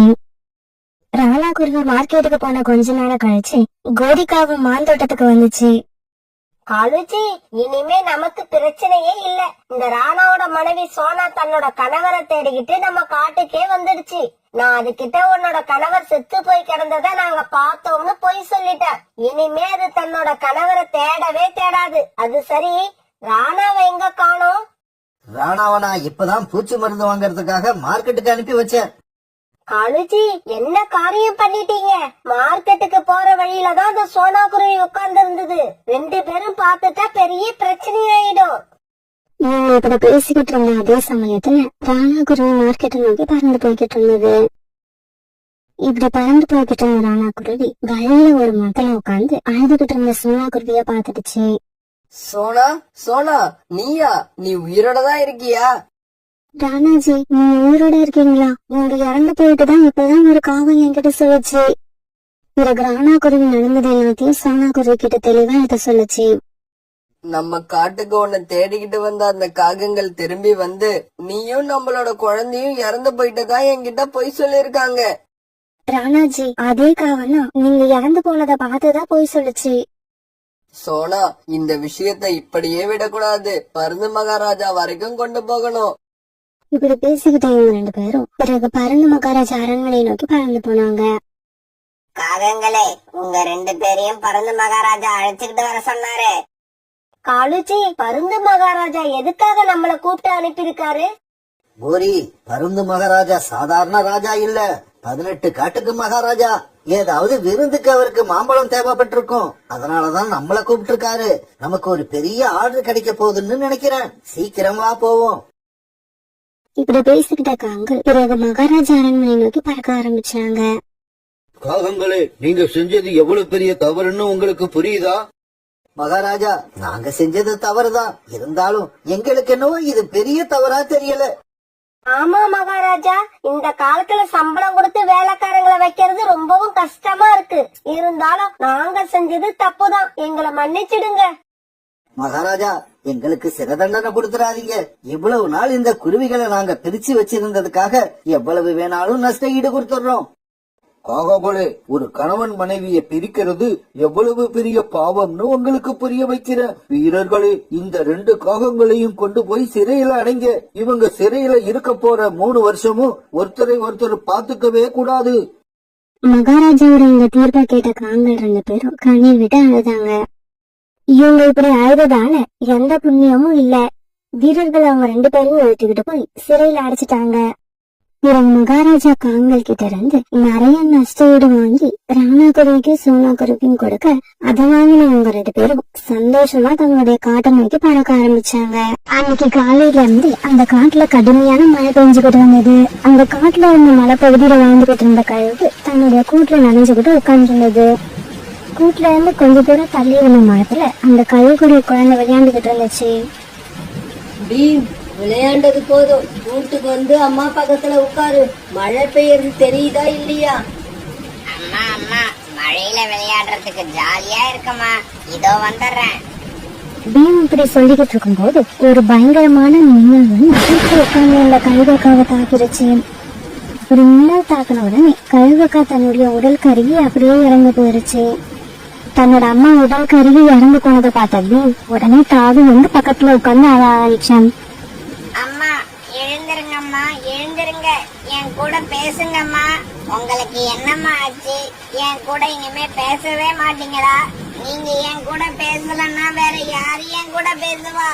அம்மா அம்மா. தன்னோட அம்மா அசைவு இல்லாம கிடக்காத பார்த்த பீம் இப்படி எல்லாம் சொல்லி கண்ணீர் விட்டு அழுதுகிட்டு இருந்தான். இதே சமயம் அந்த பக்கமா பழந்து வந்த ரீட்டா கிளி கழுகக்காவோட பையன் பீம் அழுவுறத பார்த்துட்டு பக்கத்துல உள்ள ஒரு மரத்துல உட்காந்து கழுகோட கூட்டுல என்ன நடக்குதுன்னு கண்காணிக்க ஆரம்பிச்சது. இப்படி கண்காணிக்க ஆரம்பிச்ச ரீட்டாக்கும் கழுகக்கா மின்னல் தாக்கி இறந்து போனதை தெரிஞ்சுக்கிட்ட உடனே சந்தோஷத்துல குதிக்க ஆரம்பிச்சது. இறந்து போச்சு, இறந்து போச்சு, எங்களோட எதிரி கழுகக்கா இறந்து போயிடுச்சு. இதுக்கப்புறம் நாங்க பயம் இல்லாம இந்த காட்டுல எங்க வேணாலும் போகலாம். இந்த விஷயத்த காட்டுல உள்ள எல்லா பறவைகள் கிட்டையும் போய் சொல்லணும். இப்படி நினைச்ச ரீட்டாய்க்கு உடனே அந்த கழுகோட கூட்டுக்கும் பக்கத்துல இருந்த ஒரு மரத்துல இருந்து 2 இனிப்பான பழங்களை பறிச்சு எடுத்துக்கிச்சு. இப்படி பழங்களை பறிச்சு எடுத்துக்கிட்ட ரீட்டாகி சோனாகுருவி கிட்ட நோக்கி பறந்து போச்சு. சோனா சோனா, சீக்கிரம் வெளியில வா, ஒரு சந்தோஷமான விஷயம். ரீட்டா, என்ன உனக்கு இவ்வளவு சந்தோஷமா இருக்க? என்ன விஷயம்? சோனா, நம்மளுடைய எதிரியான கழுகு மின்னல் தாக்கி இறந்து போயிடுச்சு. இங்க பாரு, நான் கூட அந்த கழுகோட கூட்டுக்கும் பக்கத்துல இருக்கிற மரத்துல இருந்து 2 பழங்களை பறிச்சுக்கிட்டு வந்திருக்கேன். அந்த கழுகுக்கு ஒரே ஒரு குழந்தை தான் இருக்கு, அதுவும் சின்ன குழந்தை. இன்னும் 2-3 நாள்ல சரியான சாப்பாடு கிடைக்காம அந்த குழந்தையும் இறந்து போயிடும். ரீட்டா, அந்த குழந்தை என்ன செய்யும்? பாவம், அது இந்த உலகத்துக்கு வந்து கொஞ்ச நாள் தான் ஆகுது. சோனா குருவி பேசினது எல்லாம் காதுல வாங்காத ரிட்டாக்குவி உடனே அங்கிருந்து பறந்து போயிடுச்சு. சோனா குருவி வீட்டுல இருந்து பறந்து போன ரிட்டாக்கிவி நேரா காங்களோட வீட்டுக்கு போச்சு. கோரி, உனக்கு ஒரு விஷயம் தெரியுமா? நம்ம காட்டுல இருந்த கழுகு செத்து போயிடுச்சு. கீதா, நீ என்ன உண்மையாவா சொல்ற? ஆமா கோரி, நான் சொல்றது உண்மைதான். கொஞ்ச நேரத்துக்கு முன்னாடிதான் மின்னல் தாக்கி அந்த கழுகு இறந்து போயிடுச்சு. அதோட சின்ன குழந்தை பக்கத்திலேயே உட்கார்ந்து அழுதுகிட்டு இருக்கு. இன்னைக்கு இல்லாட்டி நாளைக்கு பட்னி கிடந்தே அந்த குழந்தைய இறந்து போயிடும். அதுக்கப்புறம் இந்த காட்டுல நமக்கு எந்த ஆபத்தும் இருக்காது. அந்த கழுகு குழந்தை அதுவா சாகலன்னா அதை நாம எல்லாம் சேர்ந்து கொண்டு போடணும். மறுநாள் பொழுது விடுஞ்சிச்சு. அந்த சமயத்துல மழையும் சுத்தமா ஊருக்கு இருந்தது. அன்னைக்கு காலையிலேயே எல்லா பறவையும் அந்த காட்டுல இருந்த ஒரு பெரிய மரத்துக்கடியில ஒன்னா போயிருந்தாங்க. இங்க பாருங்க, அந்த கழுகோட குழந்தைய இப்ப நாம என்ன பண்றது? அத நாம ஒண்ணும் பண்ண வேண்டாம். என்னோட கணக்குப்படி இன்னும் 2-3 நாள்ல அதுவா இறந்து போயிடும். ஒருவேளை அது அப்படி இறந்து போகலன்னா நாமெல்லாம் சேர்ந்து அதை இறந்து போக வைக்கணும். காலம்மா, நீங்க சொல்றதுக்கு என்ன அர்த்தம்? அதுக்கு என்ன அர்த்தம்னா கழுத்தை பிடிச்சி திருகி அதோட அம்மா போன இடத்துக்கே அதையும் அனுப்பி வைக்கணும். இல்ல, அப்படி செய்யக்கூடாது. அது சின்ன குழந்தை. இந்த காட்டுல வாழறதுக்கான உரிமை அந்த குழந்தைக்கு இருக்கு. எனக்கு தெரியும், சோனா குருவி இப்படிதான் பேசும்னு எனக்கு ஏற்கனவே தெரியும். இங்க பாருங்க, அந்த குழந்தைக்கு இப்ப பறக்க தெரியாது. இன்னும் கொஞ்ச நாள் அது உயிரோட இருந்தா அப்புறம் பறக்கவும் கத்துக்கும். அப்படி பறக்க கத்துக்குச்சுன்னா அதுக்கப்புறம் உங்க அம்மா மாதிரியே அதுவும் ஒரு கொடுமையான பறவையா மாறிடும். இப்படி பேசிக்கிட்ட பறவைங்க எல்லாரும் பிறகு அப்படியே பறந்து போனாங்க. அன்னைக்கு சாயங்காலம் சோனா குருவியும் அதோட பொண்ணு ஊரும் இப்படி பேச ஆரம்பிச்சாங்க. அம்மா, அந்த கழுகோட குழந்தை ஏதாவது சாப்பிட்டு இருக்குமா? அதுக்கு யாராவது சாப்பாடு கொடுத்திருப்பாங்களா? பியூட்டி, நானும் அந்த குழந்தைய பத்திதான் நினைச்சுக்கிட்டு இருக்கேன். அதுக்கு யாரும் இன்னும் கொடுத்திருக்க மாட்டாங்க. அது எதுவும் சாப்பிடாம பட்னியா தான் இருக்கும். அம்மா அம்மா, அப்பன்னா நாம போய் அந்த குழந்தைக்கு ஏதாவது உணவு கொடுத்துட்டு வருவோம். இப்படி பேசிக்கிட்ட சோனா குருவியும் பியூட்டியும் பிறகு அந்த காட்டோட மலைப்பகுதியை நோக்கி பறந்து போனாங்க. இவங்க அங்க போனப்ப கழுகோட குழந்தை பியூ அழுதுகிட்டே உட்கார்ந்து இருந்தது. எங்க அம்மா இறந்து போயிட்டாங்க. அம்மாவோட அருமை அவங்க இறந்து போனதுக்கு அப்புறம் தான் எனக்கு தெரியுது. அம்மா இல்லன்னா நமக்கு இந்த உலகத்துல யாருமே இல்ல. அந்த சமயத்துல அங்க போன சோனா குருவியையும் பியூட்டியையும் பார்த்துட்டு நீ பயந்து போயிட்டான். நீங்க யாரு? நீங்க யாரு? என்ன கொல்றதுக்காக வந்திருக்கீங்களா? என்ன கொல்லாதீங்க. மகனே, பயப்படாத. நாங்க உன்னை கொல்றதுக்காக வரல, எனக்கு உதவி செய்யதான் வந்திருக்கோம். இந்த காட்டுல உள்ள பறவைகள் எல்லாம் நம்மள கொல்றதுக்கான சந்தர்ப்பத்தை எதிர்பார்த்துக்கிட்டு இருப்பாங்கன்னு எங்க அம்மா நிறைய தடவை சொல்லியிருக்காங்க. இல்ல மகனே, நான் உன்னை சந்தடிக்க வரல, உனக்கு வாழ கத்துக் கொடுக்க வந்திருக்கேன். இப்படி சொல்ல சோனா குருவி பிறகு அங்க இருந்து பறந்து போய் இனிப்பான ஒரு பழத்தை எடுத்துக்கிட்டு திரும்பி வந்துடுச்சு. மகனே, இந்த பழத்தை சாப்பிடு. இந்த பழம் சாப்பிடக்கூடிய பொருளா? இது வரைக்கும் நான் இந்த பழத்தை சாப்பிட்டதே இல்ல. இத சாப்பிட்டு பாரு, இது ரொம்ப ருசியா இருக்கும். பிறகு அந்த கழுகும் அந்த பழத்தை சாப்பிட ஆரம்பிச்சது. இந்த சமயத்துல அந்த வேலையா பறந்து போன ரோனிக்குரு அந்த கழுகு குழந்தை கூட சோனா குருவி பேசிக்கிட்டு இருக்கத பாத்துருச்சு. இந்த சோனா குருவி இந்த கழுகு குழந்தைய எப்படியும் காப்பாத்த முயற்சி பண்ணும்னு நினைச்சேன். அதே மாதிரி நடந்துருச்சு. இந்த கழுகு குழந்தை உயிரோட இருந்தா நமக்கு தான் ஆபத்து. இப்படி நினைச்ச ரோனிக்குருவி பிறகு அங்க இருந்து பறந்து போச்சு. இப்படி பறந்து போன ரோனிக்குருவி காலுக்காவதையும் கொருக்காவதையும் பார்த்து நடந்த விஷயத்த சொல்லுச்சு. இங்க பாருங்க, அந்த சோனா குருவி அந்த கழுகு குழந்தைக்கு பழம் சாப்பிட கத்து கொடுக்குது. பழத்தை சாப்பிட்டு அந்த குழந்தை உயிர் வாழ ஆரம்பிச்சிடுச்சுன்னா அது நமக்கு பெரிய ஆபத்து. ரோனி, நீ சொல்றது 100க்கு 100 உண்மை. நானும் காலேஜியம் போய் இப்பவே இந்த சோனா குருவியை பாக்குறோம். இப்படி சொன்ன கண்கள் 2 பேரும் பிறகு சோனா குருவி வீட்டை நோக்கி போயிருந்தாங்க. சோனா, அந்த கழுகோட குழந்தைக்கு பழம் சாப்பிட கத்து கொடுக்கறியா? உனக்கு என்ன, அந்த குழந்தைக்கு அம்மான்னு நினைப்பா? இங்க பாரு சோனா, நீ இப்படி எல்லாம் செஞ்சு அந்த கழுகு குழந்தைய உயிர் வாழ வைக்கணும்னு நினைச்சீன்னா அந்த குழந்தை கூட சேர்த்து உன்னையும் கொன்னுடுவோம். நீ எந்த தவறும் செய்யல. அந்த குழந்தைக்கு நான் வேட்டையாடவும் கத்து கொடுக்கல, மாமிசம் சாப்பிடவும் கத்து கொடுக்கல. அந்த குழந்தைய ஒரு பழத்தை சாப்பிட சொன்னேட்டப்பா. அந்த குழந்தை உயிரோட இருந்துச்சுன்னா இன்னும் கொஞ்ச நாள்ல மாமிசம் சாப்பிட அதுவா கத்துக்கும். இங்க பாருங்க, எதுக்கு வளவளன்னு பேசிக்கிட்டே இருக்கீங்க? சோனா, இதுக்கப்புறம் நீ அந்த மலைப்பகுதிக்கு போய் அந்த குழந்தைய சந்திச்சனா உன்ன நாங்க இந்த காட்டை விட்டே விரட்டி விட்டுடுவோம். ஜாக்கிரதை. இப்படி சொல்லிட்டு காவல் 2 பேரும் அங்கிருந்து தவந்து போயிட்டாங்க. மறுநாள் பொழுது விழுந்துச்சு. மறுநாள் எல்லா பறவையும் சேர்ந்து அந்த காட்டுல இருந்த ஒரு பெரிய மரத்தடியில பஞ்சாயத்தை கூட்டினாங்க.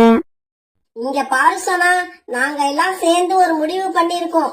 அதனால நீ அந்த கழுகு குழந்தைய காப்பாத்தணும்னு நினைச்சன்னா இந்த காட்டுல உனக்கு இடம் கிடையாது.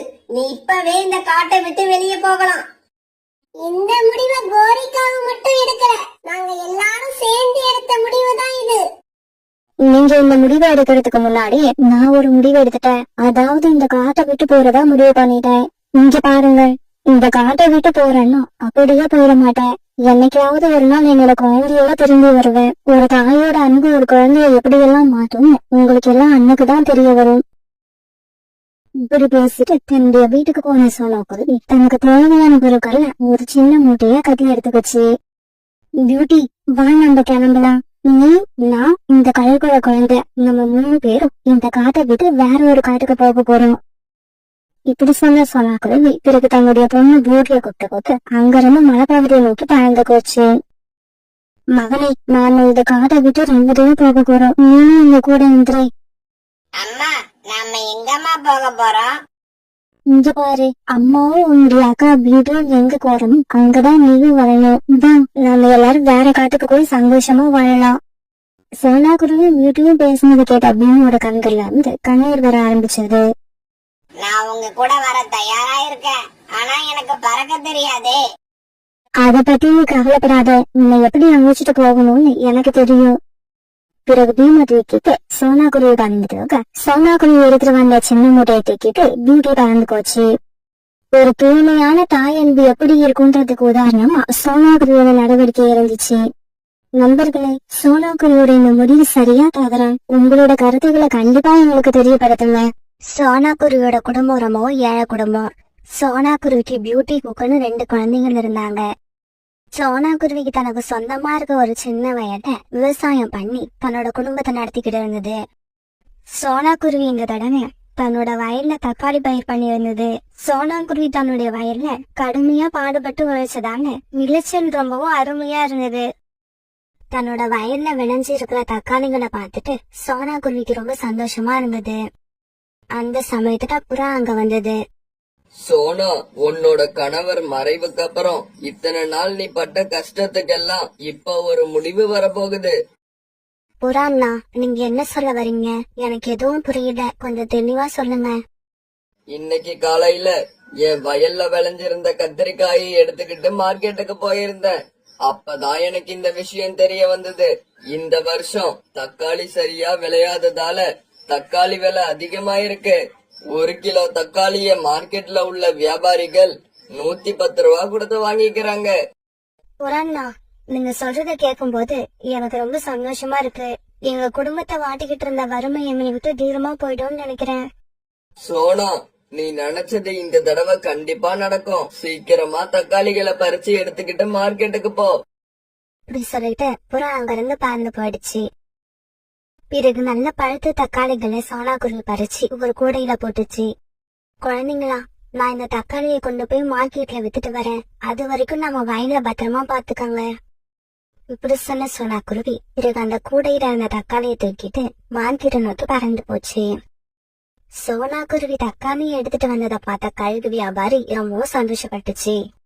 சோனா, நீ எடுத்துக்கிட்டு வந்த தக்காளி எல்லாத்தையும் நானே வாங்கிக்கிறேன். தக்காளி பெருசா இருக்கறதால 1 கிலோவுக்கு 110 ரூபாய் கொடுத்து எடுத்துக்கிறேன். இப்படி சொன்ன அந்த கழுகு சோனா குருவி எடுத்துட்டு போன தக்காளியை வாங்கிட்டு தக்காளிக்கான பணத்தை சோனா குருவி கிட்ட கொடுத்தது. இங்க பாரு சோனா, இனிமே தினமும் நீ தக்காளிய கொண்டு வந்து என்கிட்டயே கொடுத்துடு. வேற யார்கிட்டயும் கொடுத்துடாத, நானே வாங்கிக்கிறேன். வியாபாரி கொடுத்த பணத்தை வாங்கிட்ட சோனா குருவி ரொம்பவும் சந்தோஷமா அங்க இருந்து பறந்து போச்சு. போற வழியில தன்னுடைய குழந்தைங்களுக்காக இனிப்பு வாங்கிக்கிச்சு. பிறகு வயல்ல இருந்த குழந்தைங்களுக்கு அந்த இனிப்பை கொண்டு போய் கொடுத்தது.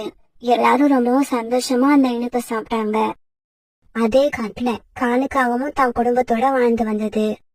காலுக்காகத்தோட மனைவி கோரி அந்த காட்டுல உள்ள பறவைகளுக்கு எல்லாம் வட்டியை பணம் கொடுத்து நிறைய சம்பாதிச்சுக்கிட்டு இருந்தது. கோரி, ஏன் இன்னைக்கு தக்காளி சட்னி அரைக்கல? எனக்கு தக்காளி சட்னின்னா ரொம்ப பிடிக்கும்னு உனக்கு தெரியுமா இல்லையா? தெரியும் தெரியும், உங்களுக்கு தக்காளி சட்னி பிடிக்கும்னு எனக்கு தெரியும். ஆனா தக்காளி மார்க்கெட்ல என்ன விலை விக்குதுன்னு உங்களுக்கு தெரியல. மார்க்கெட்ல தக்காளியோட விலை என்ன தெரியுமா? 1 கிலோ 140 ரூபாய். என்னது, தக்காளி 1 கிலோ 140 ரூபாயா? இதை என்னால நம்பவே முடியல. காலுக்காகத்தால தக்காளி சட்னி இல்லாம சாப்பிடவே முடியாது. அதனால அதோட மனசு ரொம்பவும் குழப்பத்துல இருந்தது. கோரி, எது எப்படியோ நான் மார்க்கெட்டுக்கு போய் தக்காளி வாங்கிக்கிட்டு வரேன். தக்காளி சட்னி இல்லாம என்னால சாப்பிட முடியாது. இப்படி சொன்ன காலுக்காகவும் உடனே மார்க்கெட்டை நோக்கி பறந்து போச்சு. இப்படி மார்க்கெட்டுக்கு போன காலுக்காகவும் கழுகோட கடைக்கு போய் தக்காளி விலை என்னன்னு விசாரிச்சது. தக்காளி 1 கிலோ 150 ரூபாய். ஐயோ, கோரி சொன்னது உண்மைதான் போல இருக்கு. தக்காளி விக்கிற விலையில இப்ப என்னால தக்காளிய வாங்க முடியாது. ஆனா தக்காளி சட்னி இல்லாம என்னால சாப்பிடவும் முடியாத. இறைவா, என்னை ஏன் இப்படி சோதிக்கிற? இப்படி நினைச்ச காலுக்காகவும் உடனே அங்கிருந்து தன்னோட வீட்டுக்கு பறந்து போச்சு. இப்படி பறந்து போன காலுக்காகவும் வழியில இருந்த சோனா குருவியோட வயலை பாத்துடுச்சு. அடேங்கப்பா, சோனா குருவியோட வயல்ல எவ்வளவு தக்காளி விளைஞ்சிருக்கு. இந்த வயல்ல இருந்து நமக்கு தேவையான தக்காளிய பறிச்சுக்கிட்டு போவோம். இப்படி யோசிச்ச காலுக்காகவும் சோனா குருவியோட வயலுக்கு போன உடனே அங்க சோனா குருவியும் அது குழந்தைங்களும் காவலுக்கு இருக்கிறத பாத்துருச்சு. சோனா குருவி மட்டும் இல்லன்னா இந்நேரம் இந்த தக்காளிய பறிச்சுக்கிட்டு வீட்டுக்கு போயிருப்பேன். என்ன பண்றது, எனக்கு நேரமே சரியில்லை. இப்படி யோசிச்ச காலுக்காகவும் உடனே தன்னோட வீட்டுக்கு பறந்து போச்சு. கோரி, சோனா குருவியோட வயல்ல இந்த வருஷம் தக்காளி ஏகபோகமா விளைஞ்சிருக்கு. சோனா குருவி மட்டும் இந்த வருஷம் தன்னோட வயல்ல உள்ள எல்லா தக்காளியையும் வியாபாரம் பண்ணுச்சுன்னா இந்த காட்டுலயே பெரிய பணக்கார பறவையா மாறிடும். அப்படி நடக்காம நாம தான் தடுத்து நிறுத்தியாகணும். காலுஜி, சோனா குருவியோட கணவர் ராணா குருவி உயிரோட இருக்கிறப்ப ஒரு தடவை நம்ம கிட்ட ஒரு வெள்ளை பேப்பர்ல சைன் போட்டு கொடுத்துச்சு. அது உங்களுக்கு ஞாபகம் இருக்கா? ஆமா கோரி, ஞாபகம் இருக்கு. ஆனா வாங்கின பணத்தை ராணா குருவி திருப்பி கொடுத்த உடனே அந்த பேப்பரை நீ ராணா குருவி கிட்ட திருப்பி கொடுக்கல. இல்ல காலுஜி, அந்த பேப்பர் என்கிட்டதான் இருக்கு. ராணா குருவி அந்த பேப்பரை கேட்டுக்கிட்டே தான் இருந்தது. ஆனா நான் தான் அதை எங்க வச்சேன்னு தெரியல. தேடி எடுத்து தரேன்னு சொல்லி கடைசி வரைக்கும் கொடுக்கவே இல்ல. கோரி, நீ சொல்றத பார்த்தா இப்ப சோனா குருவியோட அந்த தக்காளி வயல் நமக்கு தான் சொந்தம்னு சொல்லு. ஆமா, அது இன்னுமே நம்மளோட வயல் தான். அதுல விளைஞ்சி இருக்கிற தக்காளி எல்லாம் நமக்கு தான் சொந்தம். வாங்க இப்பவே போய் சோனா குருவியை விரட்டி அடிப்போம். இப்படி சொன்ன கோரிக்காகவும் மரப்பெட்டியில இருந்து ராணா குருவி கையெழுத்து போட்டு கொடுத்த பேப்பரை எடுத்து பிற காலுக்காகவும் கோரிக்காகவும் சோனா குருவியோட வயலை நோக்கி பறந்து போனாங்க. காலன்னா கோரியக்கா, என்ன அதிசயமா நீங்க 2 பேரும் எங்க வயலை பார்க்க வந்திருக்கீங்க? இங்க பாரு சோனா, இந்த பேப்பரை நல்லா படிச்சு பாரு. உன் கணவர் ராணா உயிரோடு இருக்கிறப்ப இந்த வயலை அடகு வச்சு என்கிட்ட 1 லட்சம் ரூபாய் பணம் வாங்கியிருக்கு. இல்ல கோரியக்கா, நீங்க போய் சொல்றீங்க. என் கணவர் இந்த வயலை உங்ககிட்ட அடகு வச்சு 2000 ரூபாய் தான் பணம் வாங்கியிருந்தாரு. அதையும் திருப்பி கொடுத்துட்டாரு. சோனா, நாங்க பொய் சொல்லல, நீ தான் பொய் சொல்ற. இங்க பாரு, எங்களை ஏமாத்த நினைக்காத. உன்னால முடிஞ்சா 1 லட்சம் ரூபாய் பணத்தை எடுத்து வை. இல்லன்னா இப்பவே இந்த வயலை எங்க கிட்ட கொடுத்துட்டு நீ வீட்டுக்கு கிளம்பு. இது அநியாயம், அப்புறமா நீங்க 2 பேரும் என்ன ஏமாத்த பாக்குறீங்க. இங்க பாரு சோனா, மரியாதையா வயலை விட்டு வெளியில போயிடு. இல்ல உன்னோட குழந்தைங்க 2 பேரையும் தலைக்கீழ கட்டி வச்சு அடிக்க ஆரம்பிப்போம். காங்கள் இப்படி மிரட்டின உடனே என்ன பண்றதுன்னு தெரியாத சோனா குருவி குழந்தைகளை கூப்பிட்டுக்கிட்டு அங்கிருந்து பறந்து போயிடுச்சு. இங்க நடந்ததை பார்த்துட்டு நிறைய பறவைங்க வந்தாங்க. இப்படி வந்தவங்க எல்லாரும் கோரிக்கா அவன் கையில இருந்த பேப்பரை படிச்சு பார்த்துட்டு எதுவுமே சொல்ல முடியாம மௌனமா பறந்து போயிட்டாங்க. கோரி, எல்லாரும் போயிட்டாங்க. இதுக்கு மேல நாம என்ன பண்றது? என்ன பண்றதா? சீக்கிரமா தக்காளி எல்லாம் பறிச்சு ஒரு கூடையில போடுங்க. ஆளுக்கு ஒரு கூடையை தூக்கிட்டு போய் மார்க்கெட்ல வித்துட்டு வருவோம். தன்னோட வயலை விட்டு அழுதுகிட்டே பறந்து போன சோனா குருவி தான் குழந்தைங்களோட ஒரு நதியோரம் உட்கார்ந்து அழுதுகிட்டு இருந்தது. ராணாஜி, எங்க நிலைமைய பாத்தீங்களா? இப்ப எந்த ஆதரவும் இல்லாம நாங்க 3 பேரும் இந்த நதிக்கரையில உட்கார்ந்துருக்கோம். அம்மா அம்மா, நம்ம கஷ்டப்பட்டு வேலை செஞ்ச வயலை எதுக்குமா அந்த காகத்துக்கிட்ட கொடுத்துட்டு வந்தீங்க? குக்கு இப்படி கேட்க என்ன பதில் சொல்றதுன்னு தெரியாத சோனா குருவி சத்தம் போட்டு அழ ஆரம்பிச்சுது.